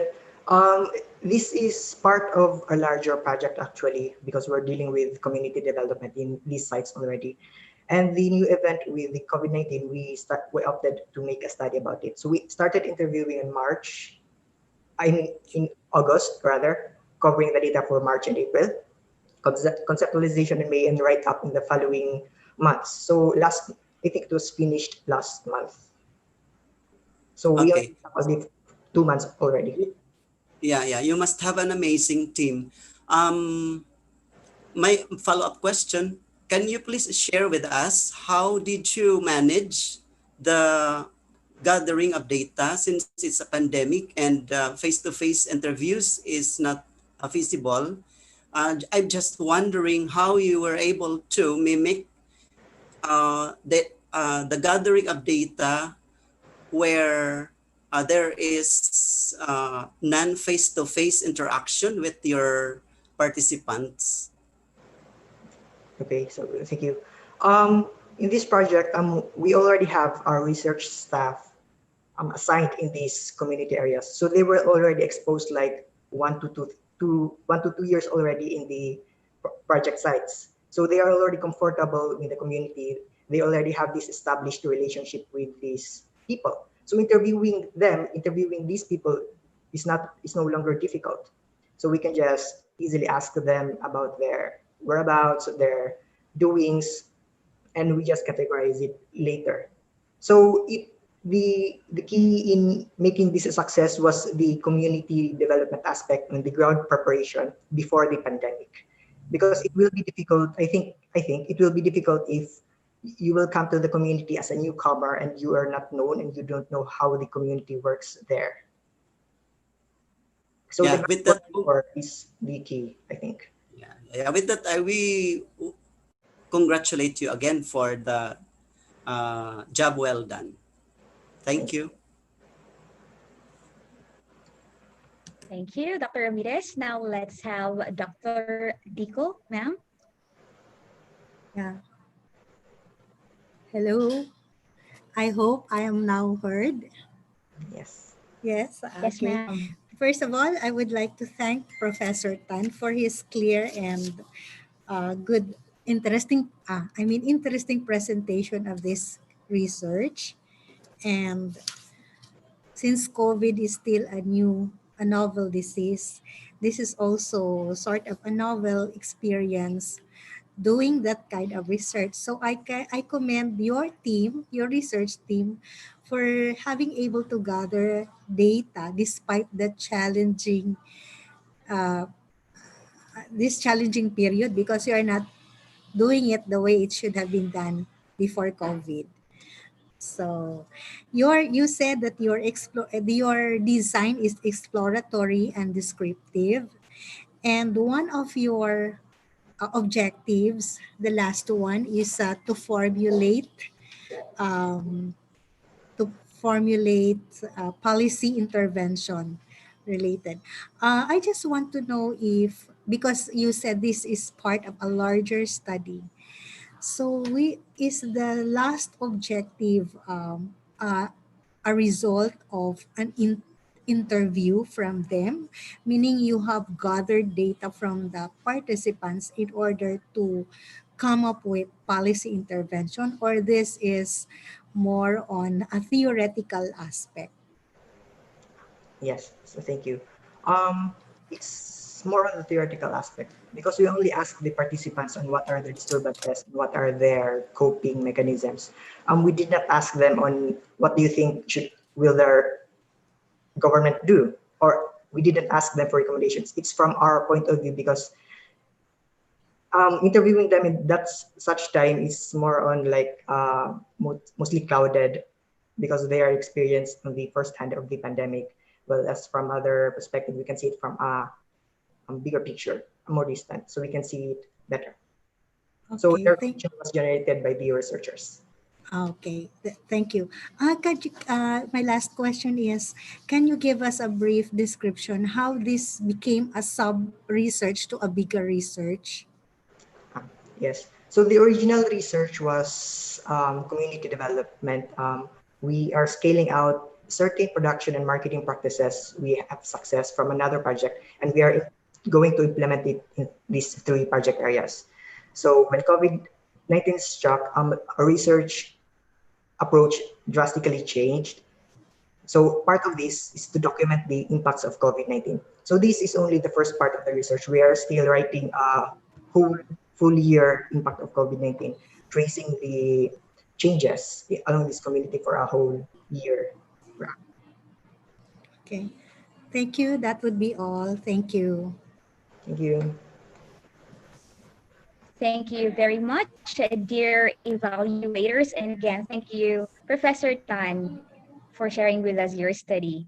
And now we come to the last contender for this most outstanding paper for this year's iPOVCON.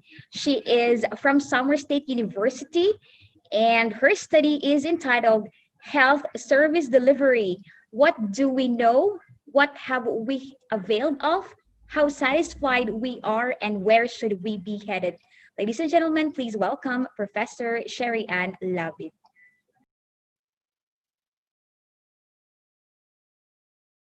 Members of the panel of evaluators, participants of the Second International Conference on Poverty, Alleviation, and Sustainable Development, organized by Summer State University and other collaborating institutions. Ladies and gentlemen, good day. I am going to present to you our study entitled Health Service Delivery, What We Know, What We Have Availed of, How Satisfied We Are, and Where Should We Be Headed to. Ensuring healthy lives and promoting well-being at all ages is essential to sustainable development. Local government units in the country are mandated to provide basic health services that are responsive to the needs of the citizens. Getting the people's sentiments, opinions, and insights based on their own perception and evaluation as consumers of health services is a logical method of shaping what local governments need to do to ensure the welfare of the citizens. Clients' or citizens' perspective should also be an integral part of the equation insofar as local governance or local government performance is concerned. Thus, study aimed to assess or the overall perception of the citizens on the delivery of health services in a coastal community in the Philippines.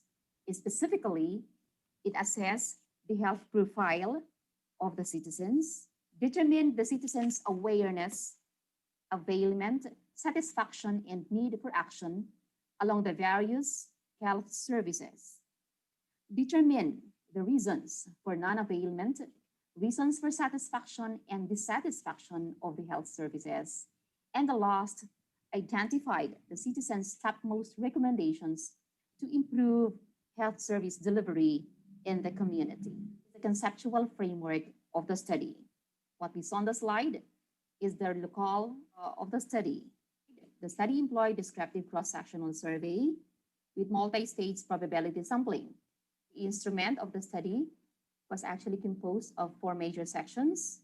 This is how we analyzed the data that we have gathered. And we now proceed to the results of the study. The table that we have here shows the health profile of the respondents for the past 12 months. So we see that about 43, almost half of the respondents got sick. The most common disease that they encountered was influenza. It's good to know that the people have somehow a good health-seeking behavior, considering that about 3/4 of those who got sick has consulted medical service. The graph that we have here shows that of the 7 health services implemented or delivered by the LGU, high awareness was posted on vaccination for infants. However, low awareness was noted on basic dental or oral hygiene and prevention and management of communicable disease. The second graph shows the availment of the health services in the said LGU.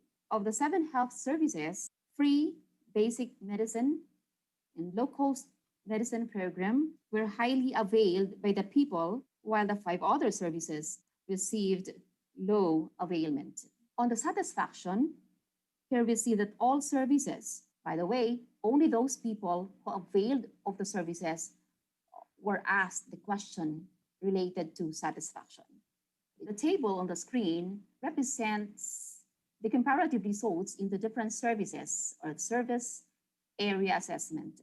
The awareness rating shows that the citizens are highly aware of the different health programs implemented in the municipality, except for the prevention and management of communicable diseases and basic dental health hygiene.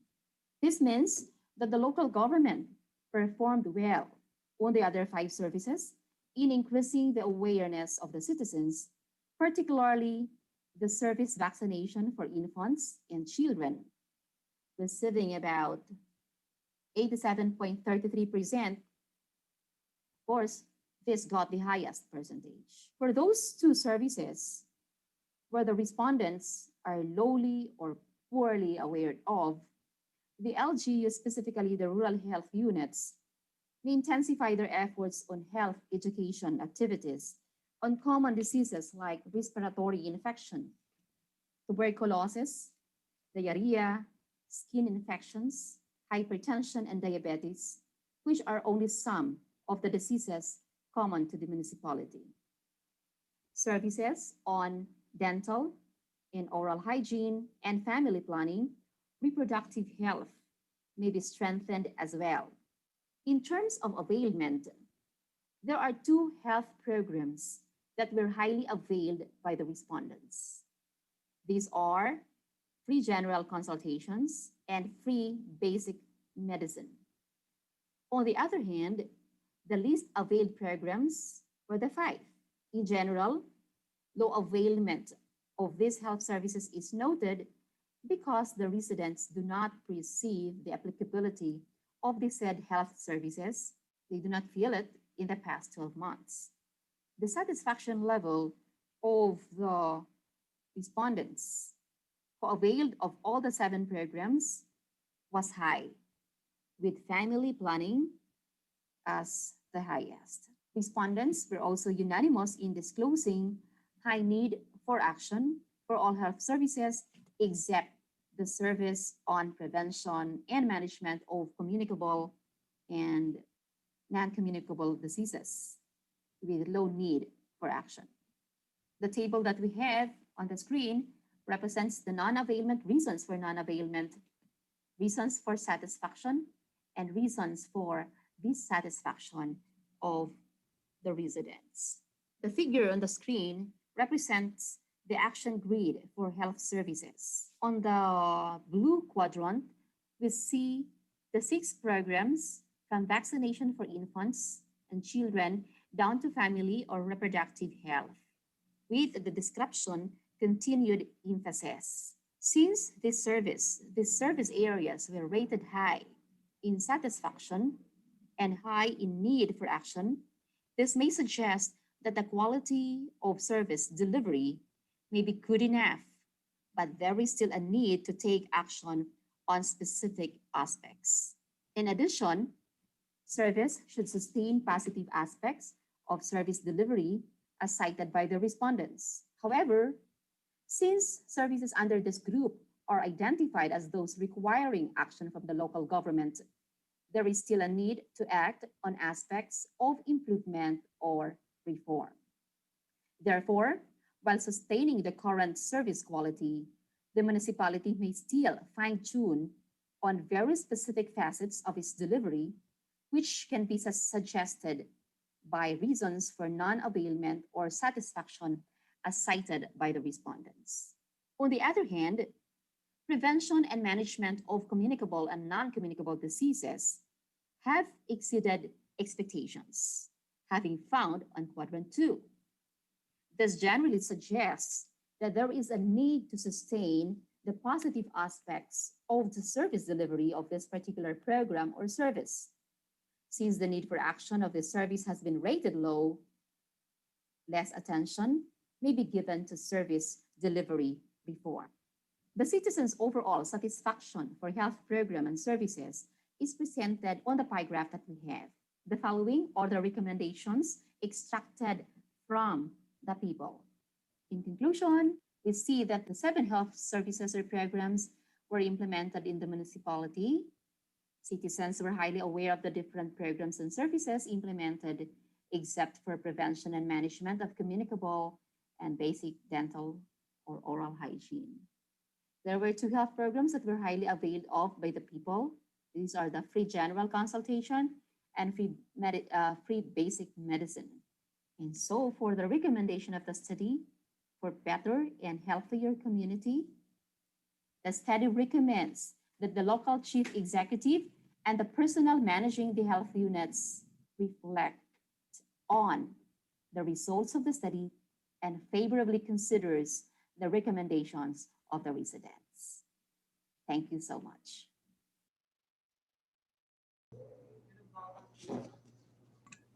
Thank you very much, Professor Lovett, for sharing with us your study on health service delivery. What do we know? What have we availed of? How satisfied we are? And where should we be headed? And now let's go to the question and answer. Shall we have again Dr. Ortiz, sir, to start, please?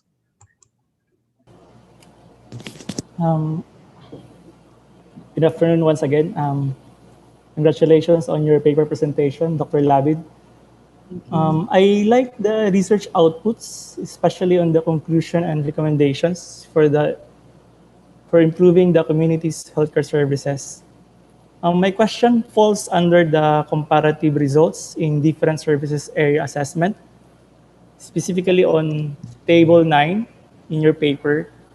It says that the citizens were highly aware of the different health program services implemented in the municipality, except for the prevention and management of communicable diseases with a score of 27%. However, the least availed programs turned out to be the family planning and reproductive health program and prenatal and childbirth services. Can you shed more light on this one? It is the prevention and management of communicable diseases with the least awareness. However, the least availed programs were different. Okay, so good afternoon, Dr. Ortiz. Yes, ma'am. In the case of the awareness of the people, so we see, I am looking into the comparative results in the different service area assessment of the health services of the community. So I see that in here, on my table, I have prevention and management of communicable diseases and non-communicable diseases to have low awareness, and also basic dental and oral hygiene. Yes, that's true. So the reason why, based on the table, the reason why they are not aware of the services, because some of the people manning or managing the health units are not not really going to the different barangays to disseminate to them these different health services of the local government.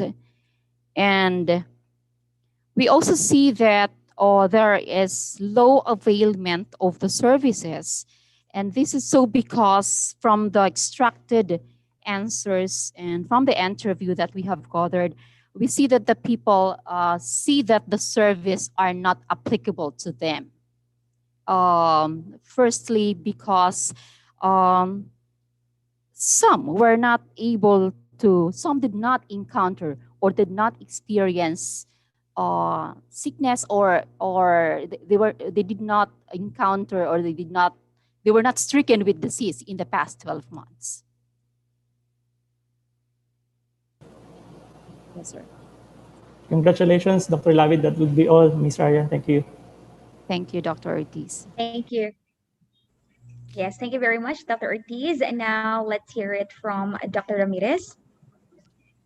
Congratulations, Dr.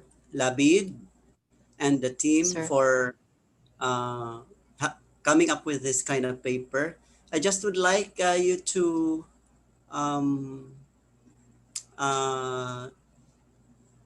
provide or can we what is the generalizability? That's the concern I have. How is this just applicable only to the locality where the research was conducted, or are the results can also be relevant in places other than the study area? Okay, thank you, Dr. Ramirez. I see that the generalization that we were able to derive from the study is applicable to this particular fourth-class municipality, coastal municipality of the province of Samar. if we would like to come up with very good projects or improvement or development along health services, it would really be very good if we implement or conduct another study similar to this in other LGUs. So what I'm saying is the generalization of the study can only be applied to the local or to this coastal municipality, to Villarreal, Samar, to be exact. Okay, thank you very much. Thank Yes, you, sir. ma'am, and Thank you. congratulations. Thank you. Thank you, Dr. Ramirez. Now let's have Dr. Dico. Doc. Yeah. Good afternoon again. Congratulations and Afternoon. thank you to Professor Lavid for the interesting presentation. I say interesting because this is my bias, because I'm in public health. And the results of this study is of my interest in public health practice. My question is related to Dr. Ortiz's concern on availment versus awareness. So, may I ask another explanation from Professor Labid if awareness and availment are two of different thing here, because um, it was said that there may be good awareness, but the availment was not that high. That's my first question. In relation to that, um, there is one question in the survey that is interrelated, because prevention and management of communicable disease alone is a general question, which the respondents may not be able to comprehend what is inside a communicable disease prevention and control service.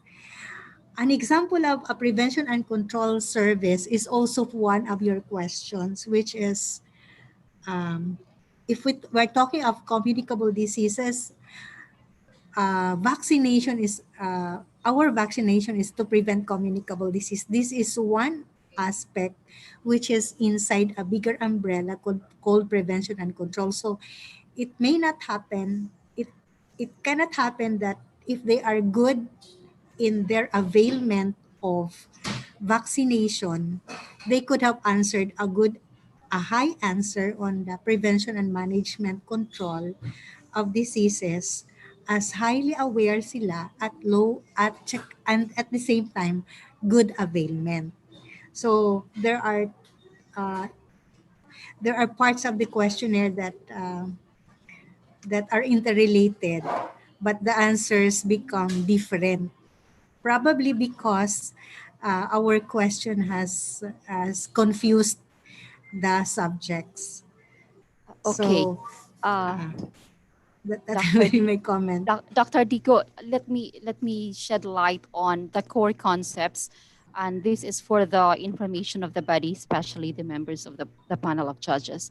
First is there are basically four core concepts that we took from the people, and these are awareness, availment, satisfaction, and the need for action.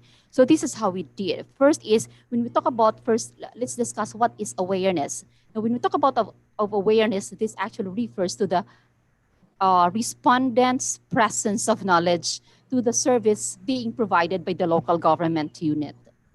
And so in this particular service indicator, all the 150 respondents were asked this question. Are they aware? Are you aware of this particular service of the local government unit? And after asking them this question, we asked them of their availment. Were you able to avail of this particular service? When we talk of availment now, this refers to their contact, or it's the contact of the respondent to the local government programs, local government through programs, projects, and services being implemented or being offered by the LGU.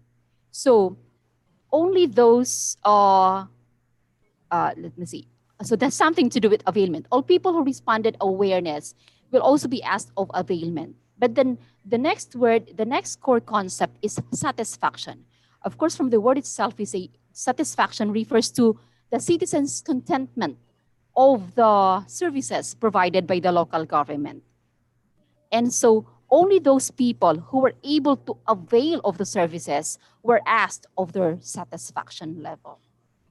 And it turned out that of all the people who were able to avail of the services, all of them were satisfied of the services provided by this local government.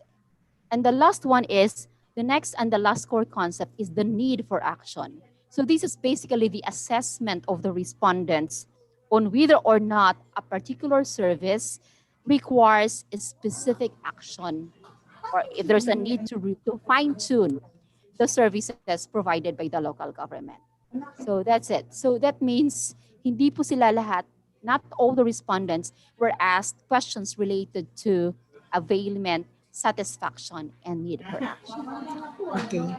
Yes, Thank po. you for that explanation that clears our confusion of from availment to awareness from awareness to availment to satisfaction and the need for action. Yes, po.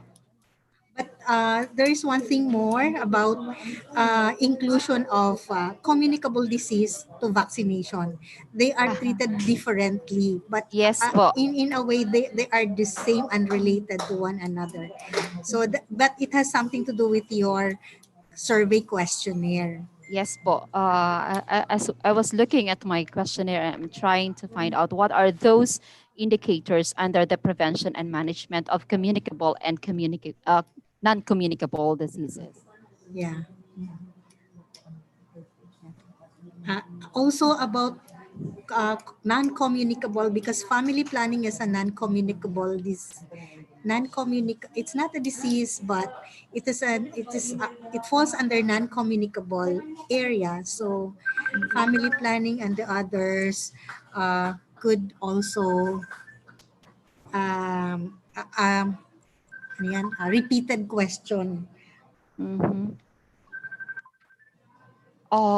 In the case when we undertook this survey, Dr. Dico, we actually went to, before finalizing our questionnaire, we actually went to the LGU and we talked to the municipal health officer for them to provide us with activities. Like, say, for example, in the case of vaccination for infants and children, we understand that this particular program and service is not actually, the people in the community may not be aware that when we talk about pagbabakuna or whatever, some of them may not be aware of this particular program of the government. So what we did is we went to the locality, we went to the health officers and asked them, what is this particular program named, or what is this, what do you call this program in your own locality? So parang we contextualize all the activities. For example, what are your activities along vaccination and infants? What are your activities along prenatal, postnatal, childbirth, and so on?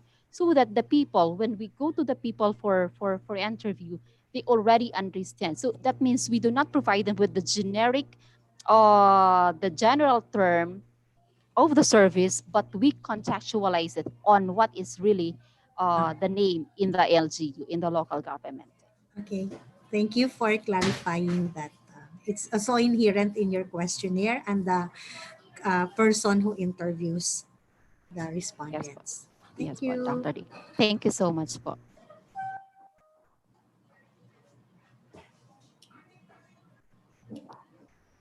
By the way, I like to inform the group that this project is actually funded by the Department of Interior and local government. So some of you might probably be wondering, why is the seal of the DILG on my slide presentation? It's because this is one of the big projects of the DILG, and I really thank and I commend the Department of Interior and local government for spearheading this laudable initiative. Thank you so much, DILG. You may continue supporting researchers in the academy. Thank you so much.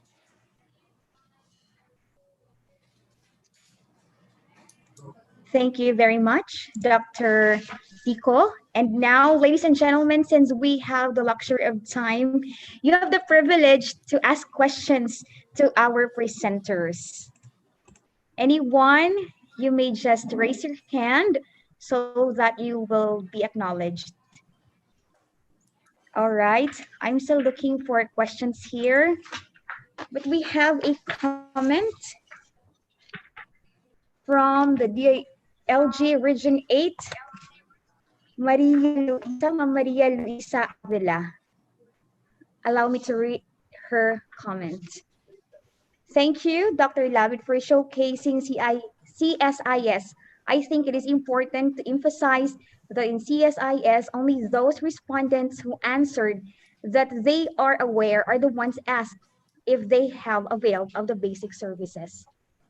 Thank you, Ma'am Avila, for giving us the comment. Anyone who is virtually present, you have questions to our presenters? Or if our evaluators have additional questions, please go ahead and fire them away. We have another question here. We have a question actually here. Do you have data before this site was considered or declared as MPA? I have not seen it in the poster. To whom is this addressed to? To the first presenter, that would be from Ma'am Plenios. Again, the question is, do you have data before this was considered or declared as MPA?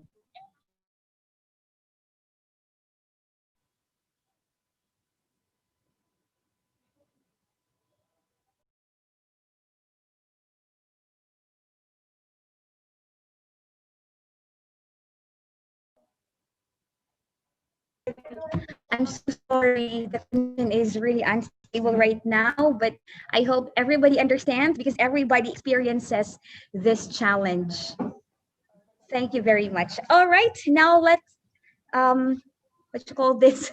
Let me read another question from Sir Joel Ray Ako. For the last speaker, for how long the program since its inception rather, would like to know the study had an ethical clearance prior to its conduct. This is for the last presenter, Professor Labid. Again, for how long? Yes, ma'am. Go ahead, please. Yes, Ma'am Arian. Yes, Paul, ma'am. Yes, ma'am. Again, the question is okay, from Sir Joel Ray. I can hear, I can read the question. Okay, so for how long the program since its inception? Are you referring to the program of the local government unit, Sir Joel? Okay, so the program has been existent in the local government unit, and of course, the project has been the big brain of the program is actually the Department of Interior and Local Government, and it has been cascaded to the local LRI, Learning Resource Institute of the country, and one of those who were identified as the LRI was Samar State University along 24 SUCs in the country. And to your next question, would like to know the study had an ethical clearance. Okay, so I suppose considering that this was conceived from the national level, ethical clearance, just like all other researchers that we have, we are all required to submit our researches and our proposals for ethical clearance. Yes, sir. Yes, Sir Joel. It's a must. All right, Sir Joel, I hope Ma'am Labid answered your question. All right, let's go to the next question here from CISA DM, Sir Rodney. Ma'am, I have a question about PhilHealth coverage. Is the survey also included the PhilHealth coverage? Did they avail the benefit? Are they satisfied and aware of their benefit privileges? Was it for me, Ma'am Arian?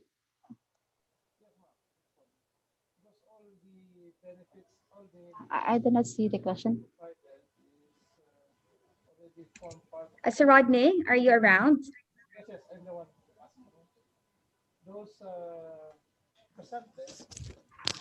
Those presented. Sir Rodney.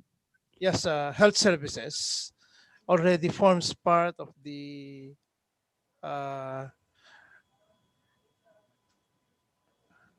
all the medical services that you provided, ma'am, already Yes, forms sir. parts of the benefit packages under PhilHealth. Did they avail because of being covered in PhilHealth, or did they also aware being a PhilHealth member, Uh, or is it part of your study? Thank you, Sir Rodney, for that question. But I am sorry to note that this is not part of the survey that we have conducted. I inquired, ma'am, because there Yes, may be sir. a factor on their availment and Yeah. awareness. Yes, sir. Because Yeah. they availed because Yes. it's already their PhilHealth member, something to Yeah. that effect. So So more we likely those who availed are PhilHealth members. we have not taken this even in the socioeconomic profile of the respondents. We have not taken this particular variable, but really it's really nice because we see that the health-seeking behavior of the citizens or of the people are also contributory to that. Is they're having the health coverage, or they're having this particular benefit, but this is not part, and this was not covered in the survey that we have. Thanks for that, ma'am. Thank you so much. That could actually be incorporated in the next yeah. I suppose That's one of my proposal to you, ma'am. If Yes, sir. DLG will Thank be the you. one contract you out for that kind of research, I hope. So there will be correlation on the Yes. being PhilHealth member, and at the same time, how did they avail? Yes, sir. Thank you so much. That is a very good suggestion. Thank you so much. Thank you, ma'am.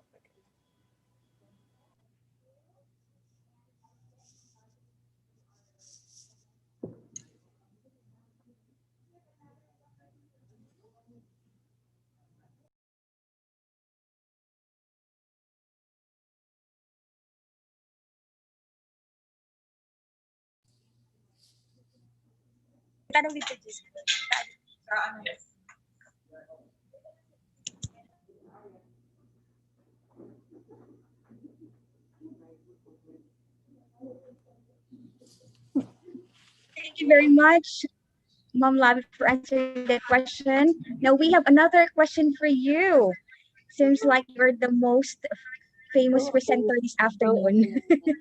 Fulfillment of reproductive. The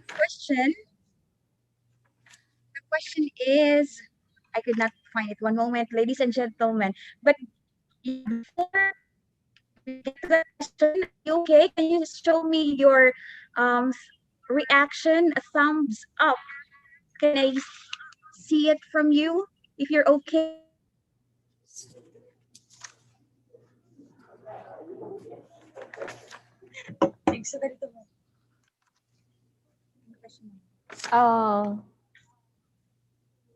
Ms. Ariane, I see one question. Yes, ma'am. Please Yeah. go ahead. Okay, and answer the question. there is one question.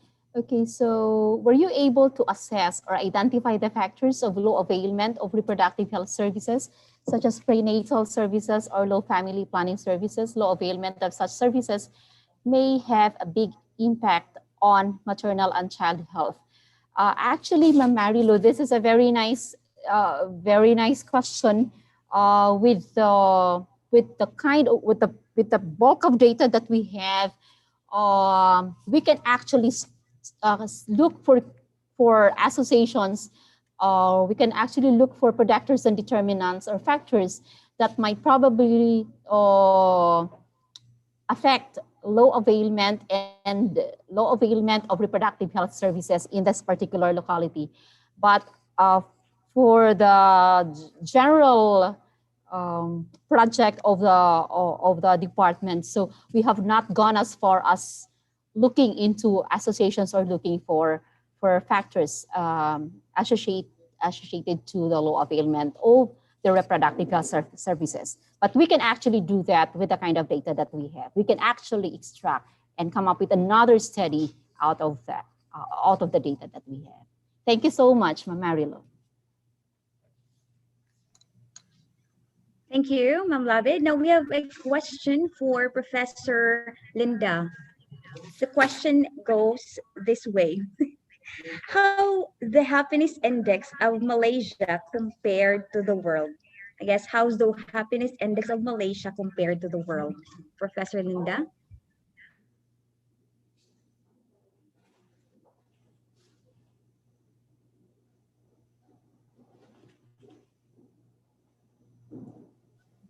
Professor Linda, are you around, ma'am? All right. Later to Professor Linda. Meantime, we have another question. What is the most identified factor that affects happiness? But again, this is for Dr. or Professor Linda. So do you have more questions for our second, third, and fourth presenter? And for our first presenter, we have a question from Dr. Ronald Orala, or Raleigh rather. He is our Vice President for Research and Extension Services. In the literatures you have read, what is the most important factor that affects people's happiness? This is again for Professor Linda.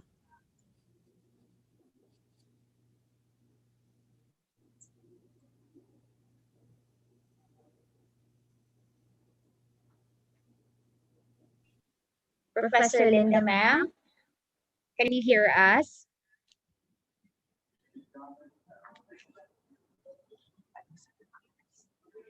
All right, we will get back to Professor Linda later. Meantime, let's go to the third presenter. We have a question for you. That would be for Professor Tan. Would you consider the observed increased love or engagement of people to plant affected the farmers?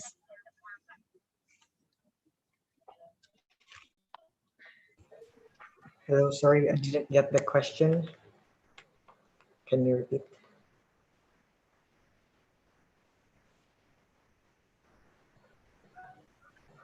Yes, Professor Time.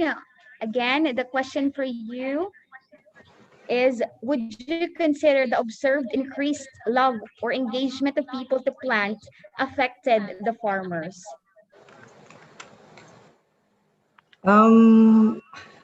I for that aspect, the, I the way I can answer that is they have nothing else to do. That's why they plant. They can no longer go to the market or go downtown, so they increase more time spent in their production activities. So I cannot really trace it to other reasons behind that. For that is for now. We only observed. I cannot really answer specific questions. I mean, for that kind of question. Thank you, Professor Tan. Some more questions, queries, ladies and gentlemen? This is your chance to ask our presenters while they are still on board.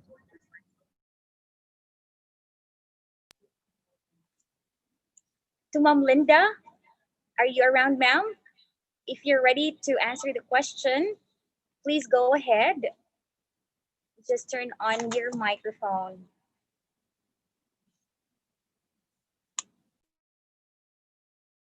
All right, Ma'am Linda is not around. Ladies and gentlemen, we need more questions from you. Please do not hesitate, do not be shy in asking questions. Today's research titles presented were really of value.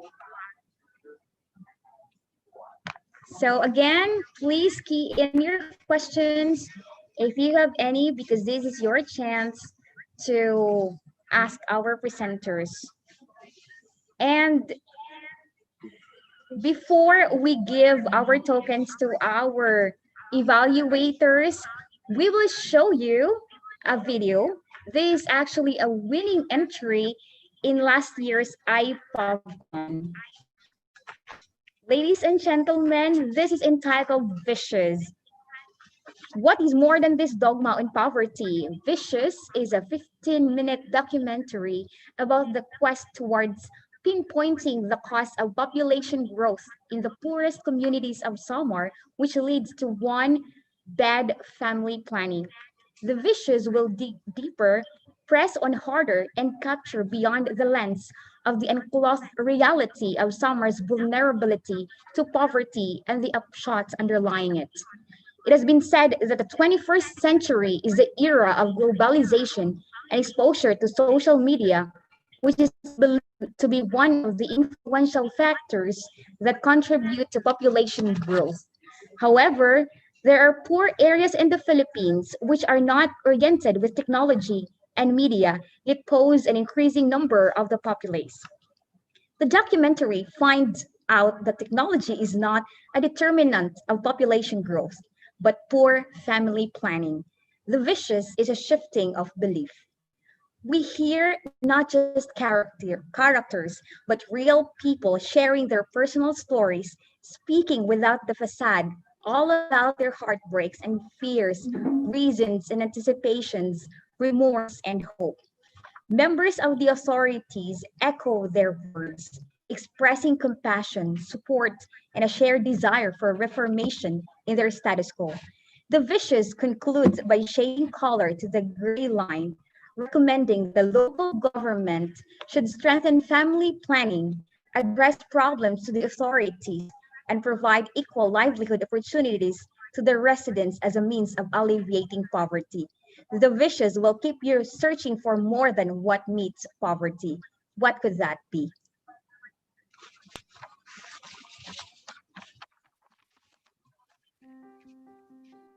It's a noisy, overcrowded home, a place of people increasing and resources depleting.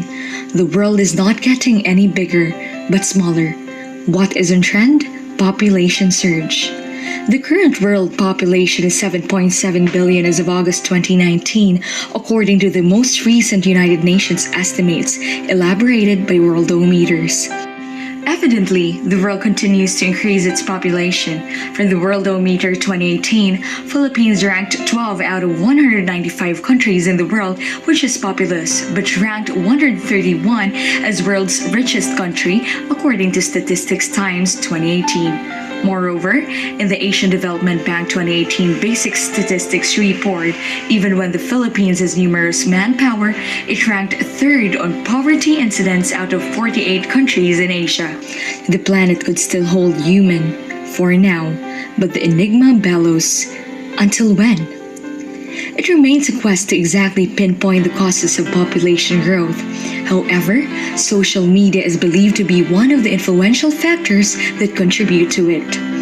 An average person spends more than 5 years of his life on social media, 5 years and 4 months to be exact. That breaks down to nearly 2 hours a day spent on YouTube, Facebook, Snapchat, Instagram, and Twitter. When it comes to extreme averages, teenagers are on lead with their daily average time spent on social media, which is 9 hours a day. That is longer than most people spend it sleeping or in school. Now, is this what's leading to overpopulation? Come with us as we journey a place in Samar where media and technology is not a necessity, yet poses an increasing number of populace. And with only a thin line of difference in the average number of children between the urban and rural community. Matuginaw is a hidden pearl inside the shell. Its oozing natural resources and the clamor of the nature insist its place in the wonders of the Philippines. However, what people know is only the facade, the disguise of scarcity, the identity of poverty. Matuginaw is among the poorest, but with the richness of its land, is there really poverty? There is more than what meets poverty. Vicious.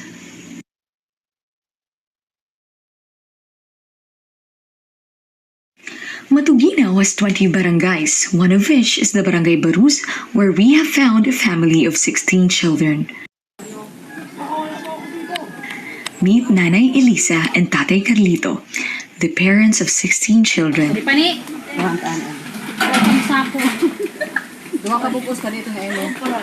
Anay, pera na po ito niyo edad. Kuan mga 59 na ak. So, ano po niyo mga pakabuhi? Ano yung pakabuhi?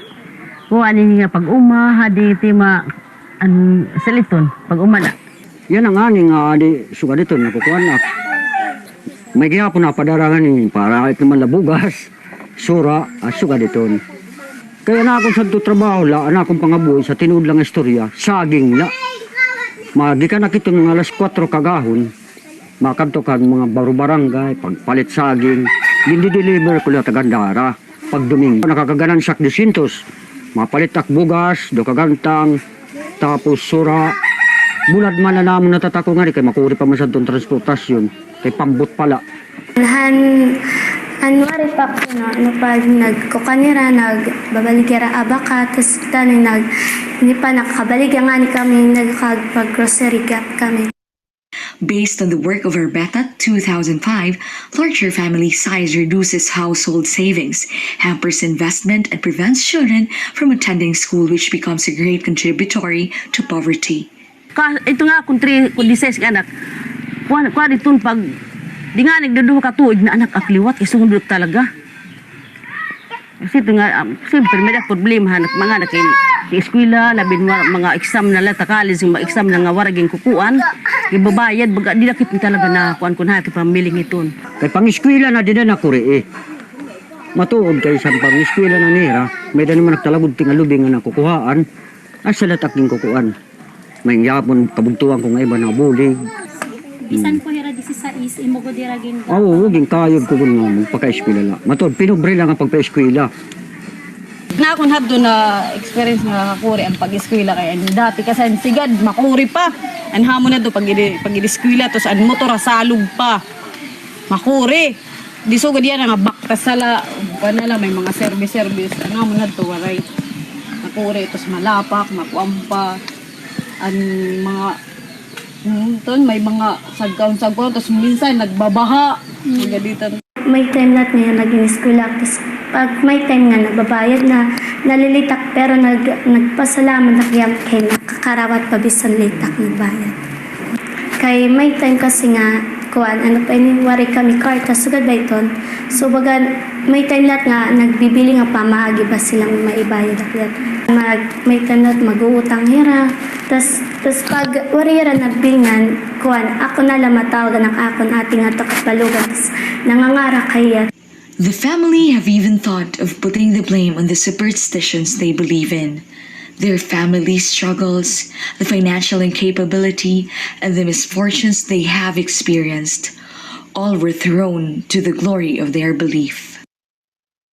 Ato nga tigpas ni maman bugas bagandida kami nakakuanan kabuisitan ng kinabuhi. Kuan itong mga dani nakuha na kami, dani may time nga din na kami nakakaunad. Hawa sa kada sugad ba iton kay na ni pa ba nato daklat iton nga pag ginkuan mo bugas itigas ba na bubuisitan ng kinabuhi.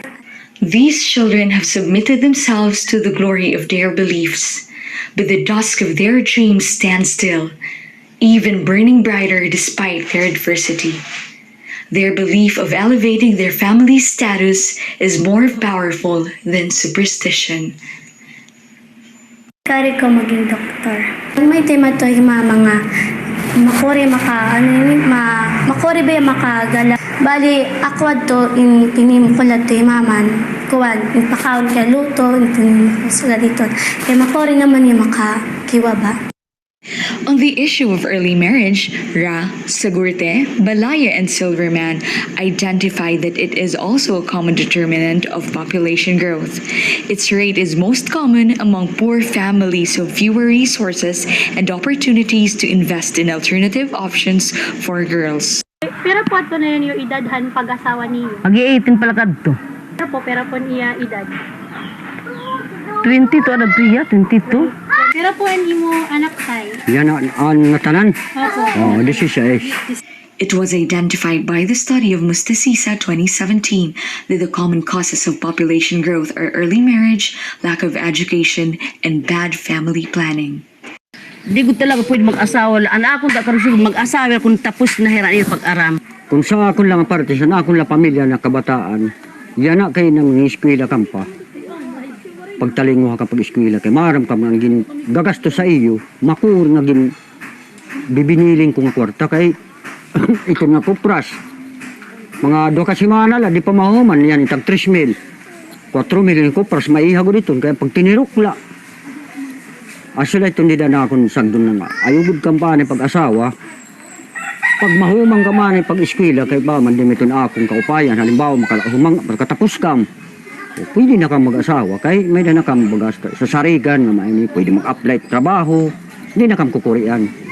It is one of the roles of the local government of the involved municipalities to focus on strengthening family planning and address problems through the authorities with regard to limited services. Newly elected Municipal Mayor Honorable Arandi Bolier already started his vision of creating a solution to these pressing issues and provide equal livelihood opportunities to the residents as a means of alleviating poverty. Kaya na ako niya na mabuligan ko dan mga paraguma. Sa kuya nang ginkaruyag ko i-promote, anamo din produkto ang butig. I have a plan for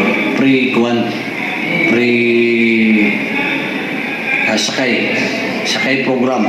Around tahat doon mga senior high, mga high school or elementary, from the nearest barangay from Dili Gandara, namang Dili Baros, nandili ka na pwede yara maging pre pagsakay pagka amon Dili High School na elementary central school. Yan na may dana kami kuhan, ito nga may dana kami mga information dissemination, nag-aanak bata pa, so awareness dito. I'm willing liwat kung may mag-eskwela in nursing or midwifery na full scala. A greater and greener Matuginaw. This is the perfect mantra for this wondrous place. We have visited the flora and fauna of the blue-green land, and a perfect emblem of contentment and serenity met our way as we trekked the timberlands towards caves and lagoons, Bubua and Butig, Makarato and Lubi.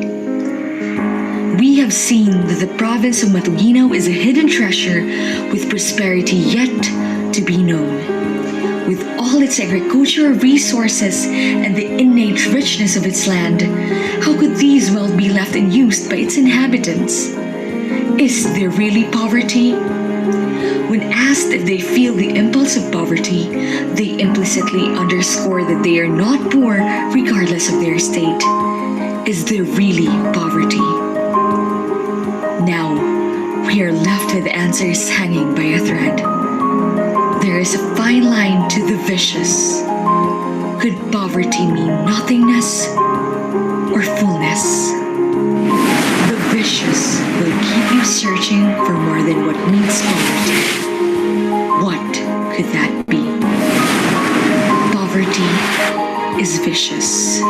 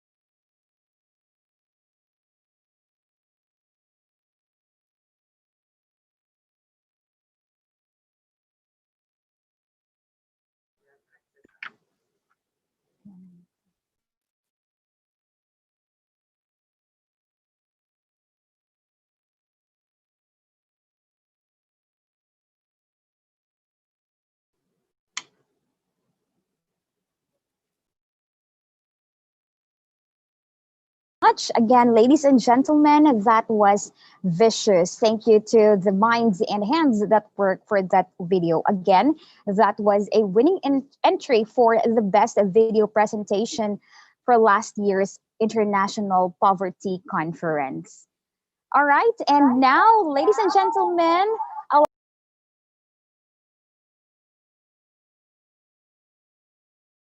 panel of evaluators.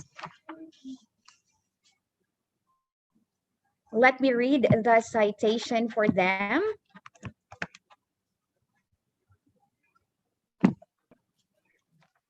This certificate is awarded first to Dr. Riz Rupert L. Ortiz. The citation reads Summer State University, in partnership with Northwest Summer State University and partner collaborators, awards the certificate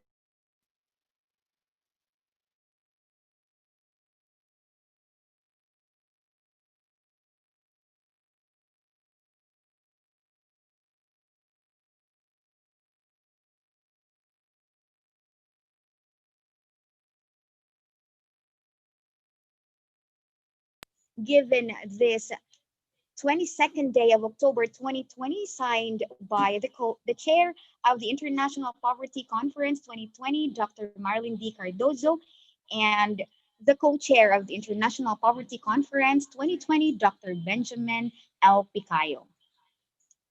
The same certificate is given to Dr. Ludito Ramirez. Thank you again, Dr. Ramirez, for sharing with us your invaluable insights and inputs as an expert evaluator. The same certificate is given to Dr. The same certificate is given to Dr.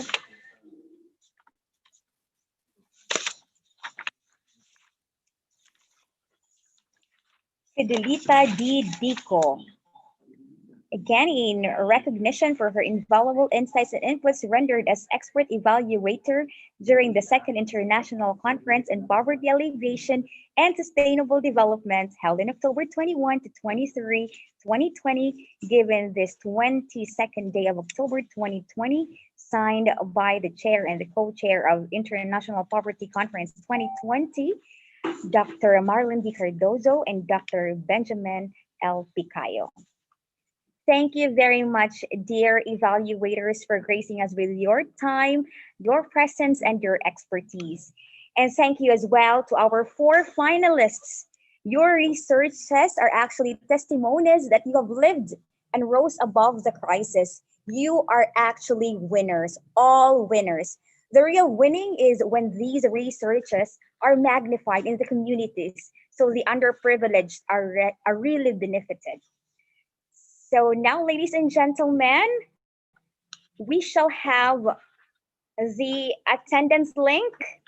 It will be sent to you, or you can see it there on screen. So please click on the link or type it in your browser. Again, that's http://bit.ly/day1, small letter, POVCON, all caps 2020.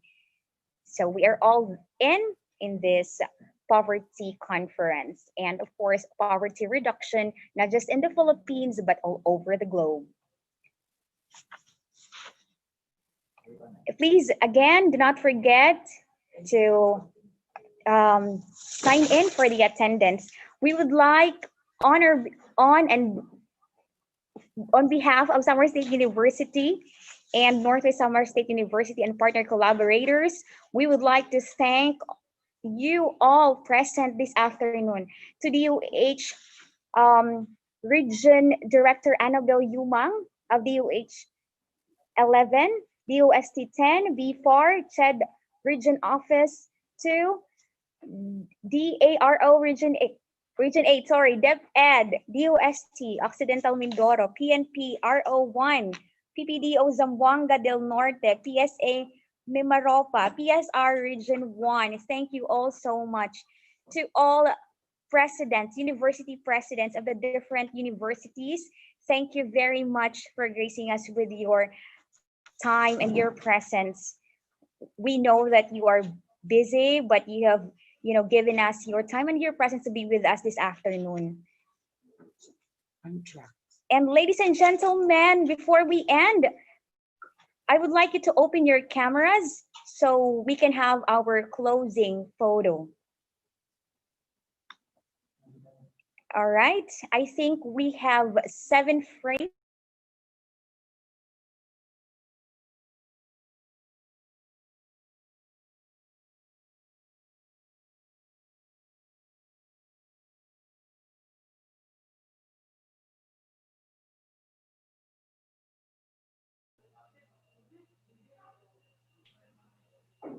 All right, so are you ready? So now, ladies and gentlemen, show us your poses or smiles, even if we have challenges there, here, and everywhere.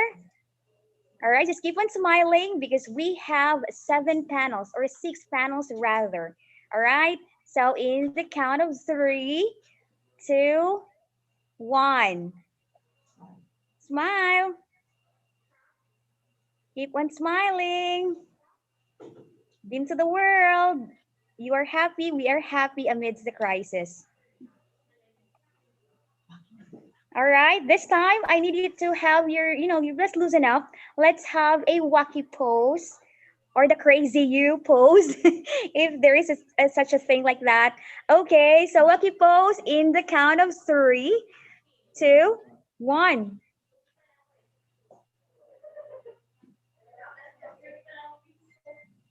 All right, thank you all so much. Being where we are today proves that we are the luckiest of humanity. So we owe it to the rest of the humanity, the not so lucky ones, to think about them. We can change the world and make it a better place. It is in your hands to make a difference. That is according to Nelson Mandela. Words are just words. It is action that makes the difference. Let's not beat COVID-19 alone. Let's also beat poverty and other crises, because that is our call to live and rise above the crisis. And that concludes our day 1 of the 2nd International Conference on Poverty Alleviation and Sustainable Development. Thank you, everyone. See you all tomorrow for the paper presentation. Again, resources, technology, and products for crisis management, organization, preparedness, and response.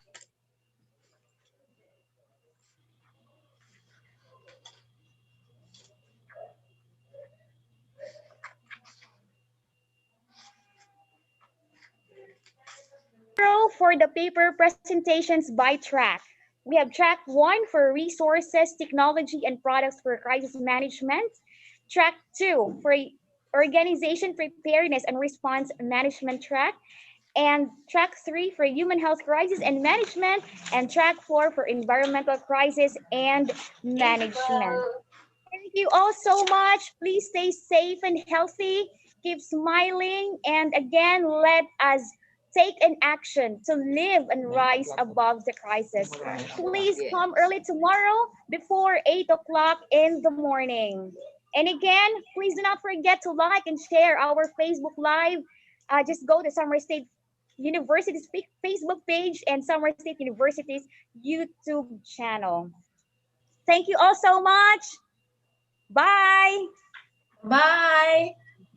Bye. We will have Professor De Vera. He will be with us tomorrow. So please come early and let's again fight poverty and sustain development. God bless everyone. God bless. Thank you, Bye. everyone. God bless, God bless. Thank you.